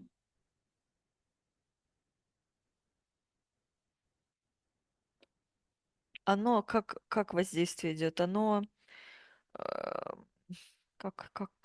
как глушит, как это То есть, скажем. то есть Вот если бы тебе все время в уши это блокируй. писк был бы какой-то такой, вот Да. этот, как знаешь, так, и тебе уже вот так вот, типа, блин, ничего не хочется, и, и эти, ну как это, шум, шум Мгм. этот, когда тебе нужно передачу, вот, когда глушилки, Мгм. когда тебе нужно, чтобы не было в каком-то диапазоне передачи данных, То ставят есть, глушилку, которая все то время есть забивает эту если, частоту. если по какой-то определенной трубе должна передаваться какая-то жидкость определенно, а ее забивает какой-то грязью, Мусором. что-то, Ну, вот это мусором. шум. Мгм. То есть, чтобы невозможно было передать. И Это уже и не хочется. аналогично, да? То есть это аналогия полная. Шум. Забивают вот эти, и условно в ушах только шум, ну, в ушах у клеток. М. И уже и как-то хочется закрыть свои дверки и тихонечко сидеть в такую немножко самосохраняющую эту апатию какую-то, пока этот шум не прекратится. Ну и от этого, конечно, и бодрость-то не прибавляет. То есть, ну, работу свою работать с радостью не Хорошо. работается. На природе надо чаще Мгм. быть, там нет этого шума. Связана ли волновая природа ДНК с феноменом голографической Вселенной?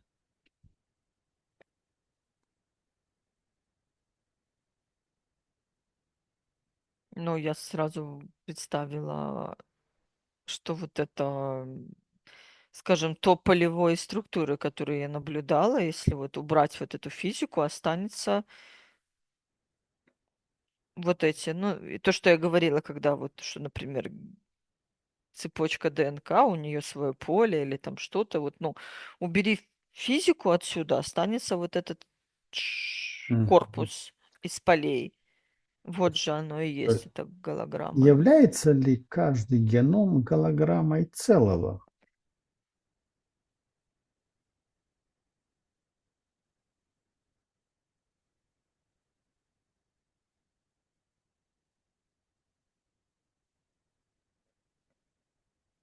Я немножко не догоняю вопрос. То Какова есть, условно проекция, аналогия всей Вселенной да, да, внутри одной цепочки?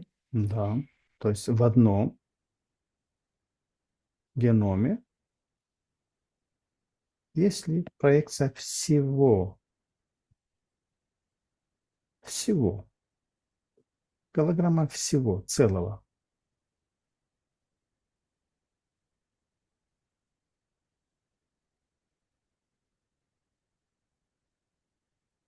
Ну, как-то слово всего, оно слишком большое. Я тут у Но меня все если, вселенные. если я говорю, на уровне организма, Я содержится ли в поняла. одном геноме Информация их обо всем о целом, организме, да, да, об одном теле. да. Хочется сказать, что да.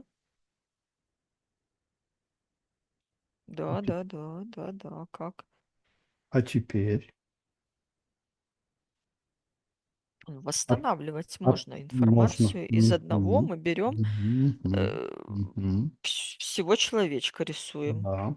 А теперь посмотри на уровне Вселенной,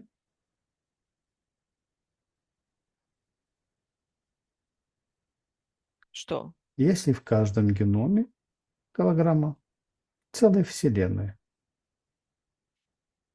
А тут вот что-то ты, ну, Загнул палку, загнул, да, нет. Потому что это, другой ну, уровень, другой, как бы хочется сказать, что геном принадлежит физическому созданию, а только, Вселенная, только физического. Разве нету там астрального, эмоционального, ментального? то, которое я это скажем, видела в предыдущей картинке, это я прям физически видела и выковырила из него, создали человечка. И из физического объекта я максимум только человечество воспроизвожу. Хорошо. Сейчас, а если вот так, то это сейчас.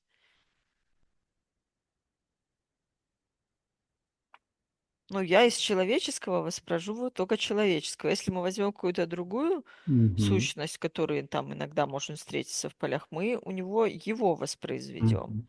Хорошо. Хорошо, Марина. Как через волновой геном передается информация, которую мы называем интуицией, предвидением или родовой памятью?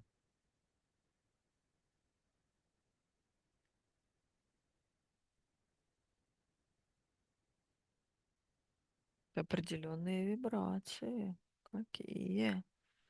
Информация о родовой памяти.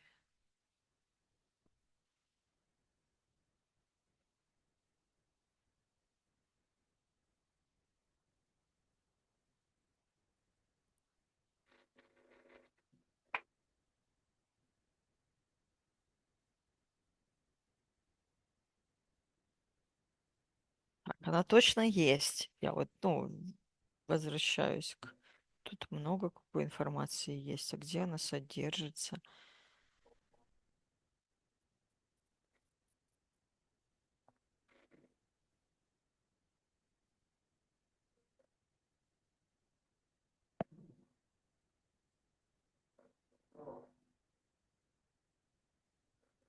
Так, я не вижу, где она содержится, но она точно есть информация, потому что я вижу вот опять вот эту связь, как я тогда видела, со всеми генетически схожими представителями. Мгм.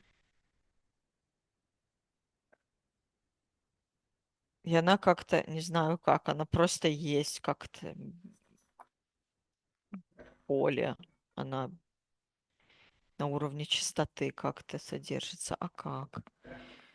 Попроси, пожалуйста, более четко мне дать понять, как это точно, чтобы я воспринимала. Хорошо, я буду с обратной стороны исходить. Тут как-то на уровне эфира оно есть. Ну, то есть я просто это знаю. Оно в поле вот этого... Где э, находится информация, которую мы называем интуиция? Где она содержится?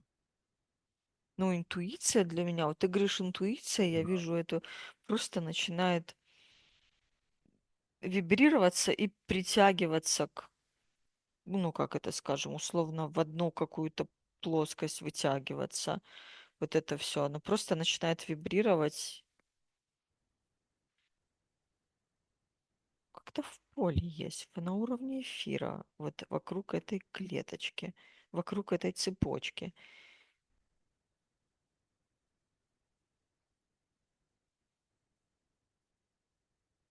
Мне, я к эфиру, как это скажем, склоняюсь, что вокруг цепочки есть в определенное поле. И когда вот условно появляется какой-то объект, на который мы должны среагировать, ну типа узнать там или что, оно начинает вот это поле так вот вибрировать, что ты понимаешь, что оно, то есть условно совпадение по частотам, по каким-то параметрам, и ты так понимаешь, что это оно. То есть эта информация, она я не вижу, чтобы было в А, этой цепочке какой-то ген, чтобы я тебе сказала, вот оно, вот мгм, здесь. мгм. Оно на уровне так поля посередине начинает тебя туда притягивать. То есть среагировала на тот какой-то объект. На уровне знания информация вот в поле вокруг этого его вот цепочки ДНК, ну, я не знаю, как это сказать. А Вот так. родовая память?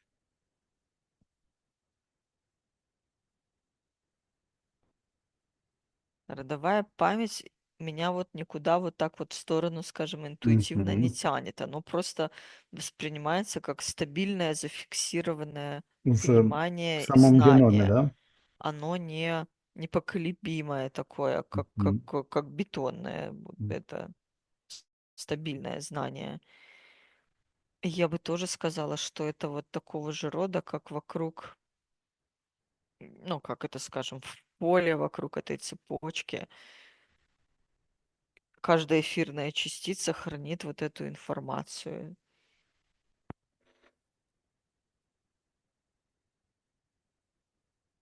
Вот так. Все. Хорошо. Способен ли волновой геном к осознанной самоэволюции под воздействием направленного намерения человека? Да, мы же, по-моему, такой же вариант рассматривали. То есть, условно, ты договариваешься вот Мгм. со своим волновым геномом и задаешь этот вектор, и даже если у него...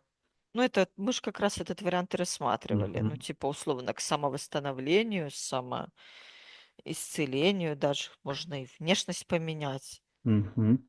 Если это не противоречит, или если ты договоришься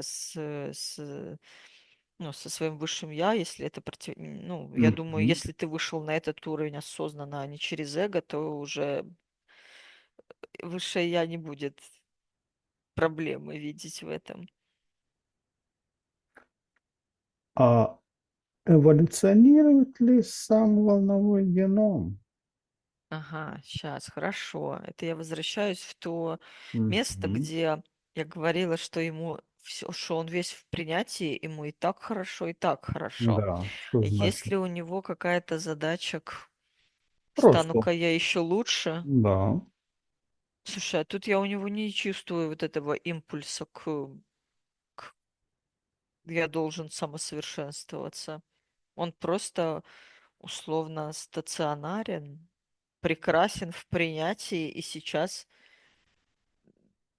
как это скажем, проживает То такой есть опыт. программа сама себя не создает. С- Нужен некто. о- Смотри, вот он живет, существует и работает так, как Мгм. ему было задано, и у него нету, ну, условно, как у человека, импульса к самосовершенствованию. Самосознанию и Он самоосознается, он самосознает. себя Мгм. осознает, но у него нету импульса, что он должен быть лучше, что он должен там А- быстрее, красивее, выше. Это Арина, он ему отлично так, как есть, он в принятии. Вот Арина, здесь именно слово а на принятие, да. счете три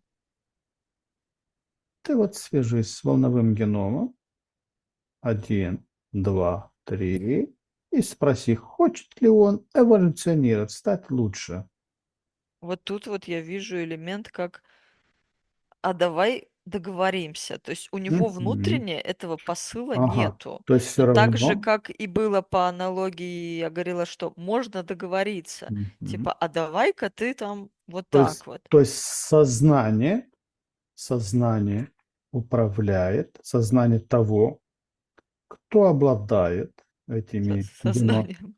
То есть оно определяет, хочет ли это сознание самосовершенствоваться и одновременно будет совершенствоваться и сама волновая генетика его, да? Смотри, у него была программа задана, и он работал согласно заданной программе и кайфовал. Будь там, Мгм. не знаю, какие-то много темных пятнышек в геноме, что угодно.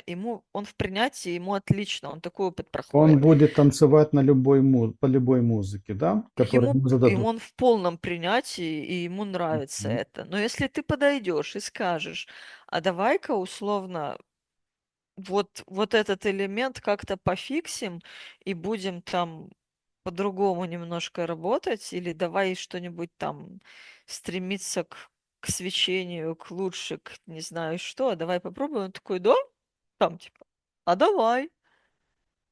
То есть он готов за любые авантюры, но у него самого изначально импульса к Мгм. авантюрам нету. Он доволен и То счастлив есть, в том, что есть. инициативно наказуемо, да? Он по Нет, такому принципу, да? нет, То есть почему от же? Ты себя не исходит ничего, от никакого желания. него не исходит Да, да, но я об импульса, этом.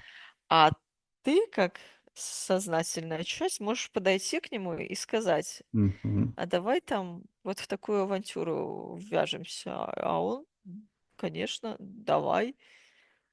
Типа тут я уже заскучал, давай попробуем так. Даже он не парится, он просто работает.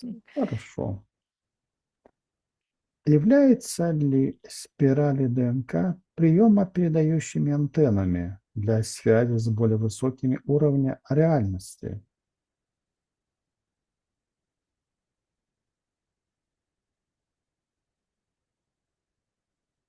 Ну, да.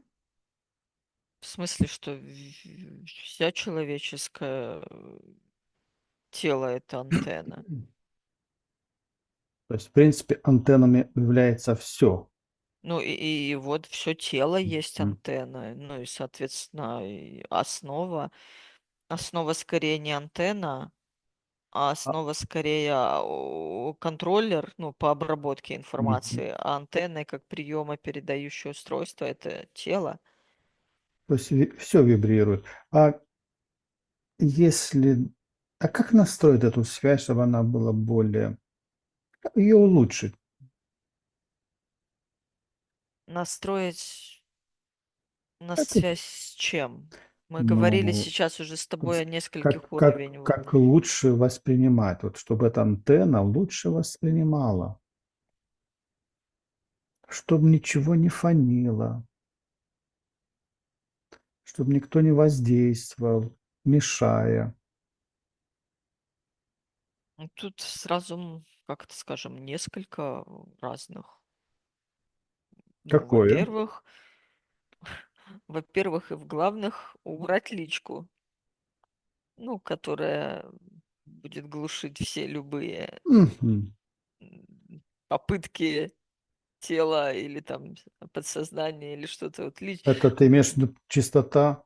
блок отлички, который убираем, который, не знаю, есть там эмоциональный план, Мгм, и туда мгм. и эго, и обидки, и все там, не знаю, все, И и фоновые, неверие в это все. фоновые программы, которые... Как бы эго, говорю, личка, она как будто блокирует Мгм, все мгм, попытки тела или подсознательной части выйти на какой-то уровень больше, чем мозг, чем речевой аппарат, скажем. Убираем личку, и под ним что идет? Под ним идет эта проводимость самого тела, ну, мгм. условно, чистота. Чистота. Мгм. И физическая подготовка. Тогда уже под действием сознания уже чистого, скажем, без лички и подсознания можно антенну на что угодно настроить. Мгм. На связь вообще импульс пробивает Хорошо, куда угодно по желанию. хорошо. Каков следующий эволюционный шаг для человечества с точки зрения освоения возможностей волнового генома? Вот общение на микропрограммном уровне, здесь это интересно. Я имею в виду вот не только как мы сейчас вот с тобой учимся на уровне общения сознательной, подсознательной части, а вот этого общения клеток. Интересно, что тут может быть?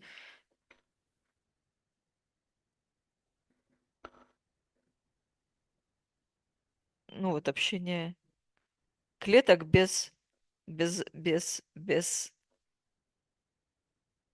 без обращения к сознанию.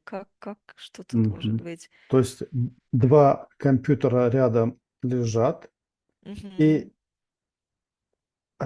они не связаны все, Мгм. но свои биосы между собой общаются.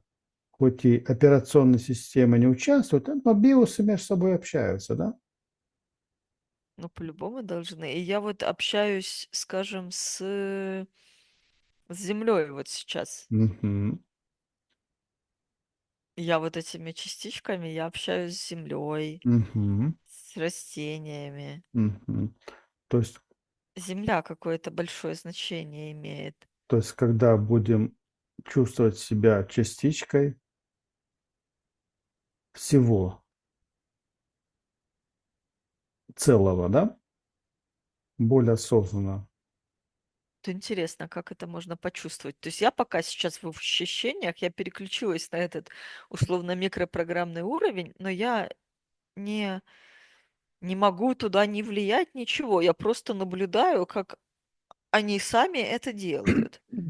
Да. Так вот, и я легла на землю, и мои эти частички, они с землей вот так вот, как я эти импульсы посылала, Мгм. говорила, посылают. Они посылают импульсы земле, и она очищает. Вот знаешь, как избыточный потенциал снимает Мгм. со Мгм. всего. То есть идет общение, то есть идет синхронизация со всем. Вот пока сейчас я вот этот вот избыточный потенциал сняла, как обычное заземление с Мгм. устройства. Мгм. А что дальше? Дальше может быть общение какого рода? Ого.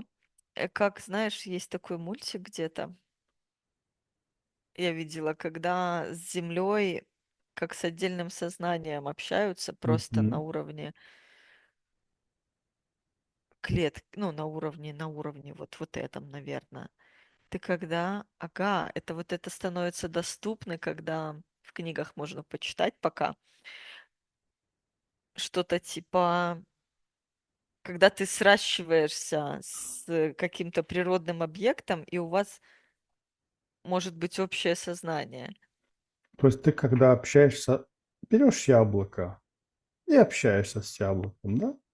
Когда ты вот так говоришь, ты будешь общаться мозгом, а Мгм. это не тот уровень. То есть то, что интересно, например, есть в яблоке, вот тело само будет, и не включая в этом ни мозг, ни, Сознание да, тут не это, не да, ты как будто участвовать. То бы есть, сливаешься в единый организм с мгм, другим мгм, физическим мгм. объектом, и потом и ваши сознания потом тоже сливаются, и ты уже условно не ты, а вот я с каким-то деревом объединилась Ты сейчас. вселенная, да? Я вот конкретно теперь общий разум с Мгм, этим. И мгм, также с мгм, физическими предметами можно мгм. объединяться. Ну, в плане, вот как в книгах я там читала, когда э, с самолетом соединяются, Общается. и он Слушай, что у есть... тебя там болит? Что у тебя там не Нет, работает, нет, да? нет. И он, пилот теперь, как бы скажем, ощущает себя не что у него есть руки и ноги, а что у него вот крылья и хвост от самолета, и ими управляет на таком уровне. То есть следующий этап ты спросил, если все вот, ну, как бы классно было бы, когда будет возможно слияние на физическом уровне с каким-то предметом, а за этим подтягивается слияние на уровне сознания и функционирование как То единого есть сознания с развитие каким-то... биотехнологии на таком уровне, Да, да, да? да, вот это биотехнология как раз. Когда Мгм. ты с физическим предметом слияние происходит, но это временное, не в смысле ты теперь стал Нет, ну, человек дерева, а потом условно ты отошел и опять человек. Вот так вот мгм, мгм, взаимопроникновение такое, мгм, такое интересное. И ты ощущаешь, что у тебя теперь там ветки, мгм. а не руки. Ты машешь руками, а ты машешь ветвями при этом. Хорошо. А как экология мысли, коллективные эмоции и социальная среда влияет на здоровье волнового генома популяции?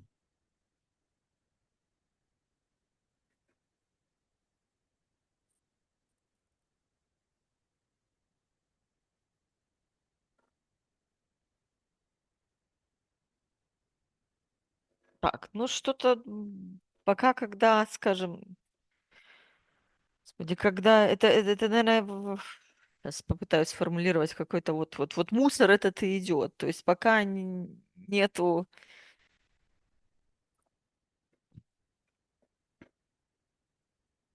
Давайте все сначала научимся дружно думать вот чисто и хорошо, а потом уже Мгм, дойдем до мгм, этого этапа. То мгм. есть, ну, пока не подготовлено.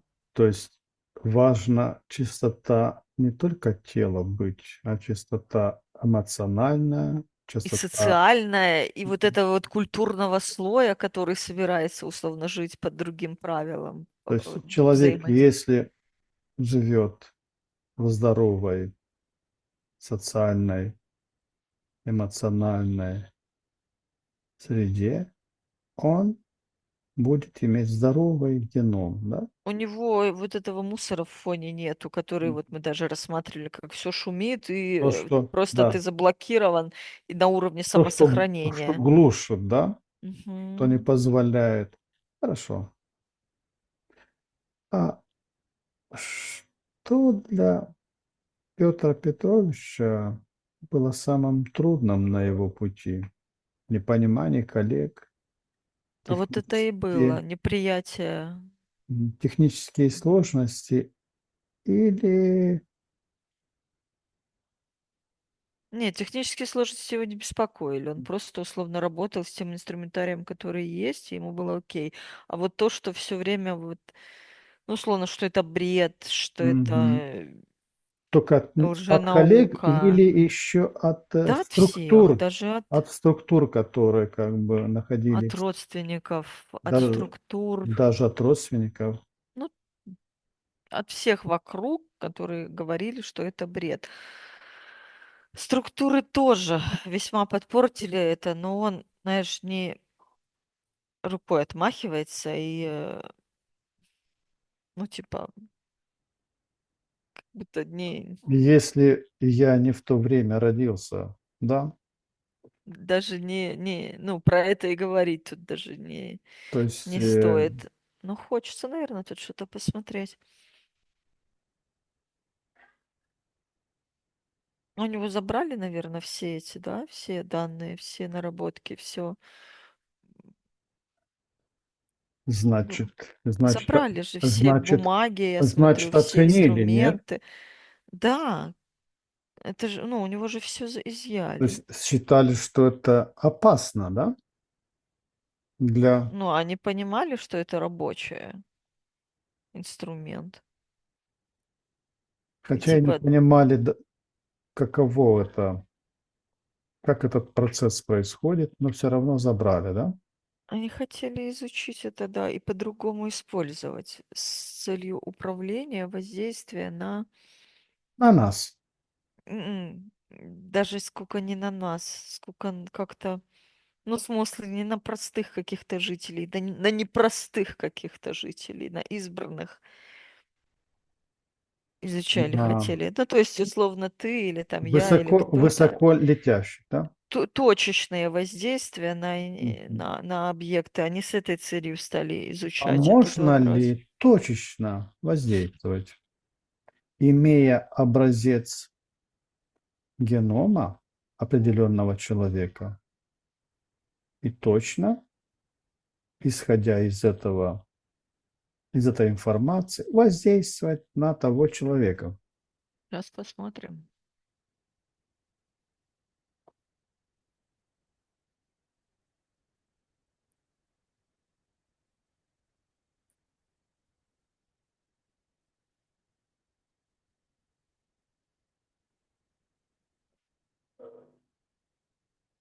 Но это уже что-то сродни магии. Это как бы не... Если до этого для меня была физика, то это вот сродни магии. Ну, Ну, в смысле, когда мы, мы-то процессы знаем, как что мы происходит когда магия, восстанавливаем но образ и можно ли воздействуем, это технически сделать? То есть как на, раз не технически. Ну, на уровне оборудования или устройств, то ну, нет. Это только на уровне вот человека, который может. И что можно? Но здесь нельзя так, как бы сейчас я беру.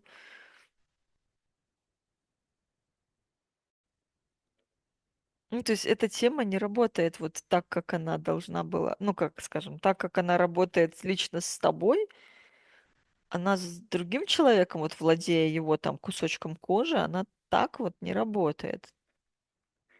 Ну, почему не типа, дай-ка... работает?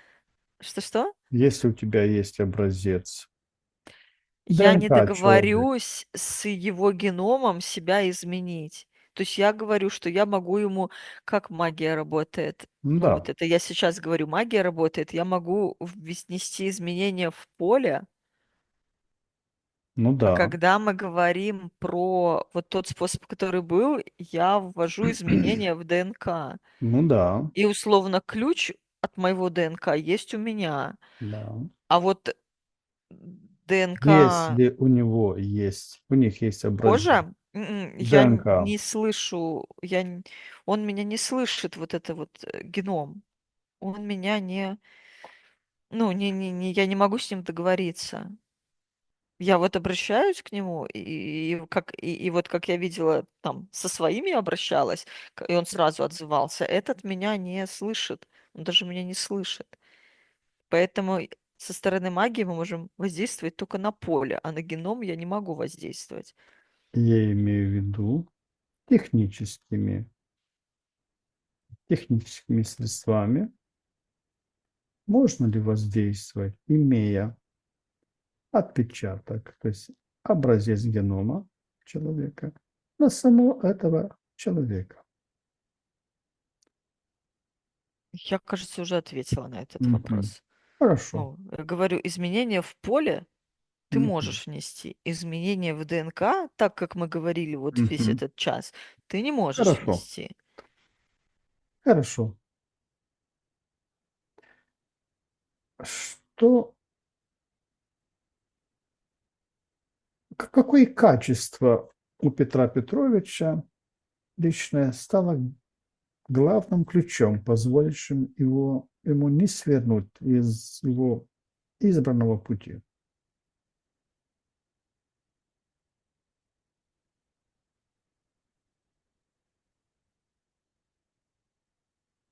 Ну, как это скажем, заряженность идеей, он просто знал, что делает, ну, то, что надо, и Мгм. прав. Но он все равно как-то считает, как это скажем, в конце, что, ну, как бы это скажем, налет разочарования я слышу от жизни. Мгм. Ну, потому что не, вот эта идея, да, это все да, но то, что в конце там, походу, все отобрали и условно информации никакой об этом То почти есть, нету, мгм. то это вот его очень расстраивает, и он как-то считает условно опыт неудачным, потому что хотел, чтобы это было более Почему неудача? Вот сам широко. факт. Нет, опыт жизненный, я имею в виду, Мгм. что ему Его. хотелось, да, его Мгм. личный, Мгм. ему хотелось, чтобы это, ну, прям Его идея повернуло. живет, идет, Так надо, живет. да. Не зря Смотрите, мы это исследуем. Этот, и исследуем для того, чтобы смотрите, живет. передавать людям. Если бы у него была возможность перед одну мысль о современном, ой, одну мысль современным генетикам, что это была бы за мысль?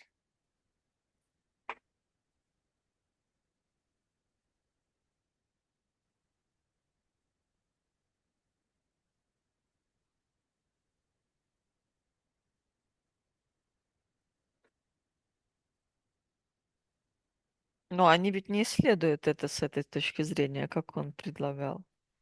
Но все равно, Они ведь только с точки что бы зрения он им условно, что вижу. что бы он им сказал? Ну вот исследовать не только с точки зрения видимого, Мгм. Мгм. а и с точки зрения То есть воспринимать его исследования факт, ну, как, опираться на него, как пожалуйста. важный. Потому что у нас Мгм. как-то исследуют, как будто, ну, что вижу в микроскопе глазками, то и фиксирую. А условно То и рисую волну на... ты же не увидишь в микроскопе. Вот нет, есть такие уже исследования, но они все равно их фиксируют в плоскости и пытаются понять вот эти волны как-то. Ну, нужно вот в в полевые структуры уходить, скажем, как-то пытаться их э, регистрировать, если нужно опираться на технику. Хорошо. Э, Напряженность полей измерять, не знаю, если нужно количественные показатели какие-то снимать. Мгм. Ощущал ли он в своей работе поддержку или вдохновение со стороны каких-то либо предшественников, или А умов, предшественников, я хотела или сказать, что мгм. не принадлежащих к традиционной науке. Были коллеги, то есть он не совсем Мгм. один работал, были То есть, коллеги, которые его разделяли. мгм. Был даже какой-то, я вот вижу, не могу ну, я его не знаю, образ такого какого-то условно не то что министра, а как это пониже, э, Мгм. от округа баллотируется кто, как это вот, ну, от какого-то ячейки. Ну, то есть кто его Депутата. поддерживал. Да, вот. Вот какой-то такой вот мужчина есть, немножко полноватый, круглолицый. Лицей. Мгм. Ну, то есть у него были поддержки какие-то, вот он ему денег давал на исследования, и коллеги помогали. А ты спросил, на кого он предыдущий опирался или что? Если были какие-то Да он просто все предыдущие читал, да, были кто-то, кто ему условно сформировал какую-то базу. Конечно, он же читал предыдущие эти, но вот эта штука ему самому пришла.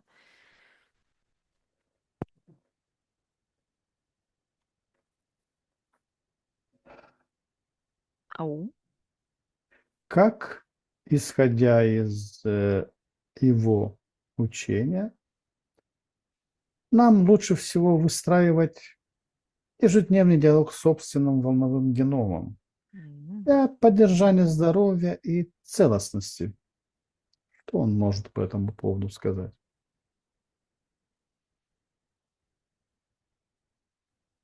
Каждое утро по пробуждению Мгм. можно обращаться к каждой клеточке лично. Но их много. Так можно в смысле, Хором? условно, да-да-да, каждая клеточка организма обращаюсь к тебе. А давай там Вставай. светить, не знаю, работать в радости и Мгм. заряжаю тебя там чем-то, позитивом каким-то. Это вот тоже отсюда. То есть Ну важно и лечить.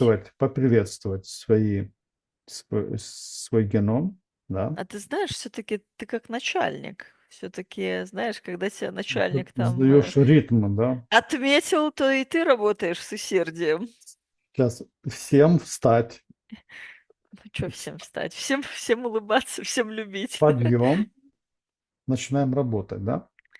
Ну, можно и так. Ну и вот это вот, когда Мгм. какие-то вопросы, то лезть и чинить что-то внутрь клеточки тоже полезно. А какую бы он практику или какую-то, не знаю, мысленную, звуковую, медитативную бы он порекомендовал нам для гармонизации наших генетических программ?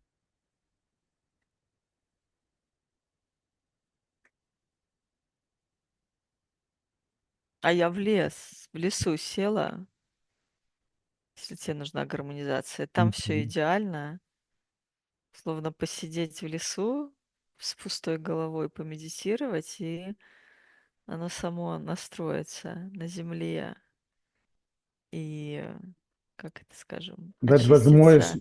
возможность муравьям с Да не тобой, муравьям, а земле, деревьям. ну, общаться. Это можно со С всеми. муравьями можно общаться.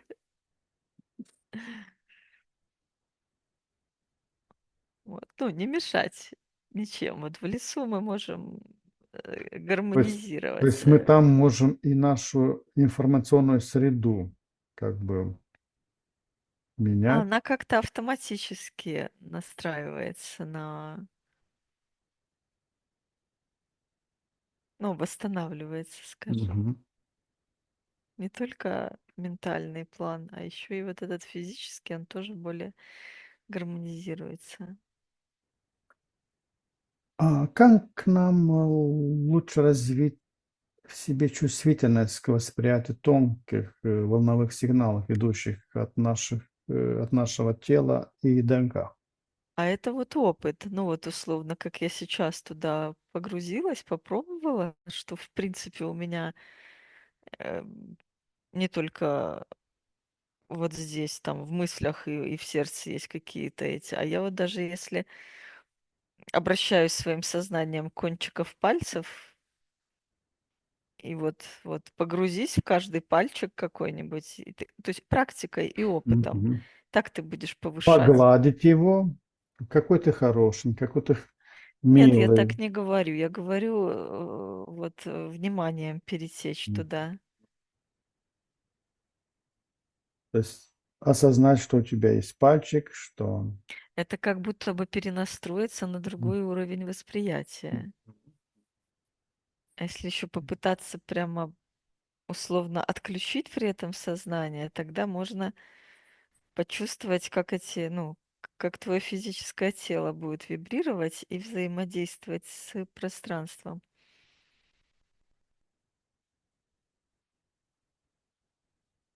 Мгм. А есть что-то, что-то важное, о чем я не спросил, но на что обязательно должно быть передано и услышано всеми на этом этапе.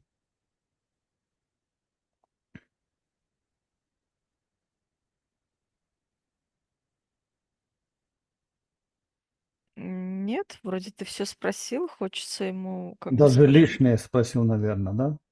нет, такого тоже нет.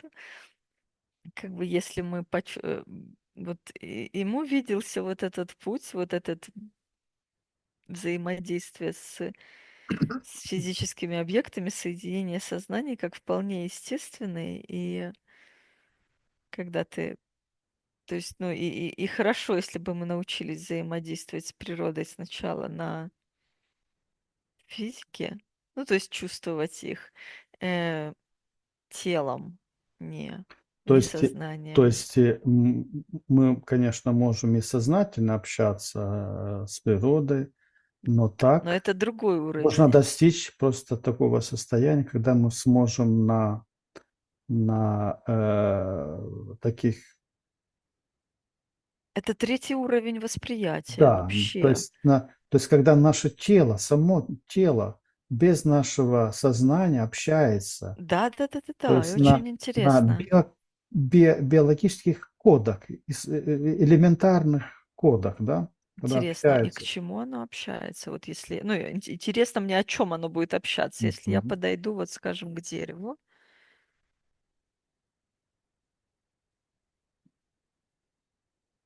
Ну, вот, у меня раньше уже была такая информация, когда при Мгм. взаимодействии с землей ты, ну, э, очищаешь и там, не знаю, Ну, стабилизируешь, и мгм. грамотно у тебя функционирует твое тело, именно на уровне бессознательном.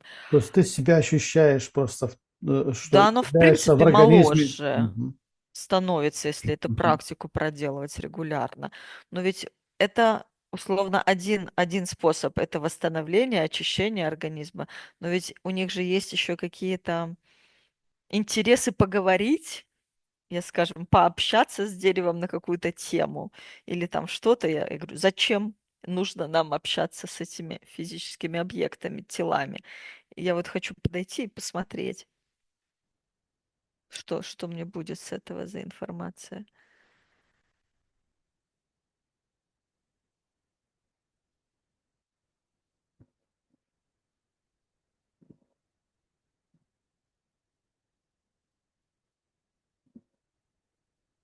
Знаешь, когда погружаться в такие состояния, можно прям все словно видеть, как вокруг внутри тебя там и кровь течет, и в дереве вот так же по стеночкам кровь течет.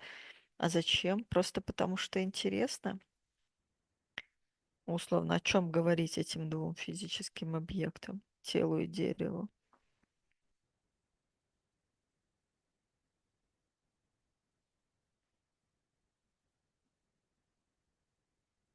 И я не знаю, о чем они говорят, просто я вижу, как работает их вот эта вот система Мгм. А и ты, наша. Марина, на счете 3 ты спроси у своего тела после того, как ты пообщалась с природой, с деревом, с травой, с землей, На счете 3. 1, 2, 3.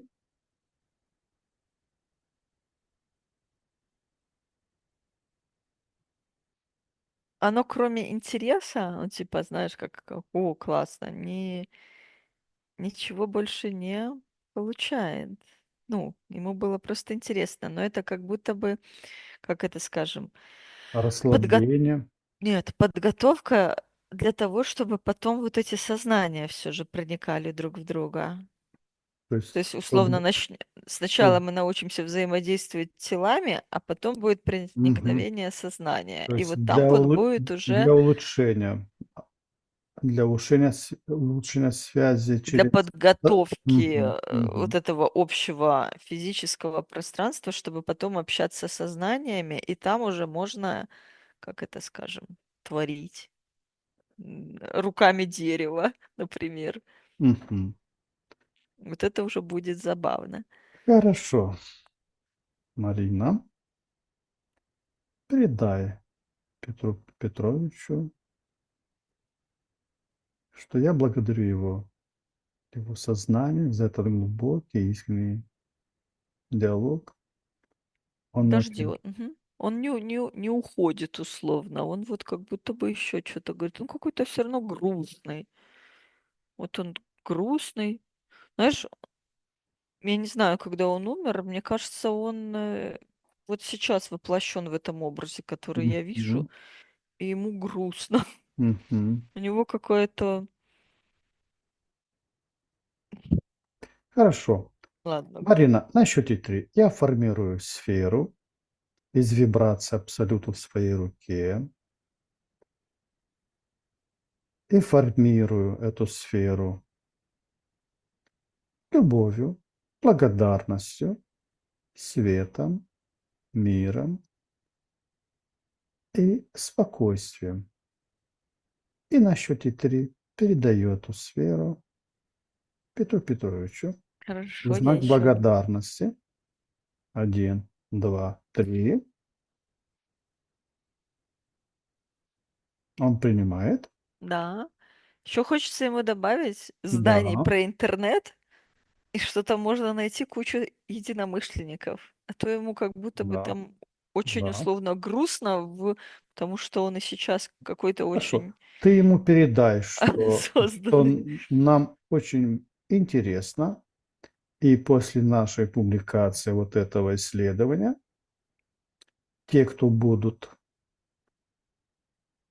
интересоваться его исследованием, продвигать это для себя и для тех, кто рядом, станут больше. И он должен этому радоваться, потому что он является тот, кто-то принес и развил, несмотря на все те условия, в которых он это все открывал, развивал, неблагоприятные. Я еще раз ему благодарю. И на счете 3 отключаемся от него. 1, 2, 3. Так. А теперь, Марина, на Мгм. счете 3 отключаемся от всех информационных потоков, к которым мы были подключены. 1, 2, 3.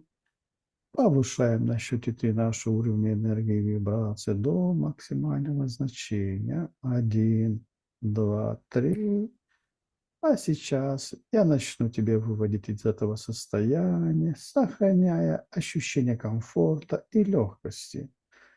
Я буду считать от 5 до 1, и с каждым счетом ты будешь чувствовать, как твое сознание становится все более ясным, а тело легким и наполненным энергией. 5.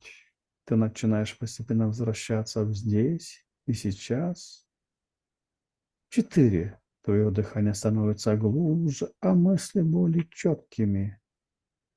3. Ты чувствуешь легкость, бодрость во всем теле. 2. Ты почти полностью здесь, ощущаешь приятную сферу сознания и один полностью пробуждаешься, чувствуешь себя прекрасно, бодро, комфортно. Когда ты откроешь глаза, ты будешь чувствовать себя отдохнувшей спокойно и наполненной сил. А теперь на счете ты сделай глубокий вдох и на выдохе открой глаза. Марина, привет. С возвращением тебя. Как твои ощущения? Хорошо. Дорогие исследователи бессознательного, мы достигли конца этого необыкновенного путешествия сквозь слои времени и скрытой памяти. Мы от всего сердца благодарим вас за ваше присутствие, реакцию на удивительную информацию, которая открылась сегодня. Каждый комментарий, лайк и репост помогает нам продвигать наши исследования. Искренняя благодарность Марина, чей талант открыто сделали этот увлекательный опыт возможным. Если вас заинтересовало увиденное, не забудьте подписаться и нажать на колокольчик, чтобы не пропустить наши следующие сеансы. До следующей встречи. Оставайтесь любознательными и открытыми к тайнам, которые может раскрыть наш разум. Желаем вам мира и внутренних открытий. До свидания. Всего хорошего.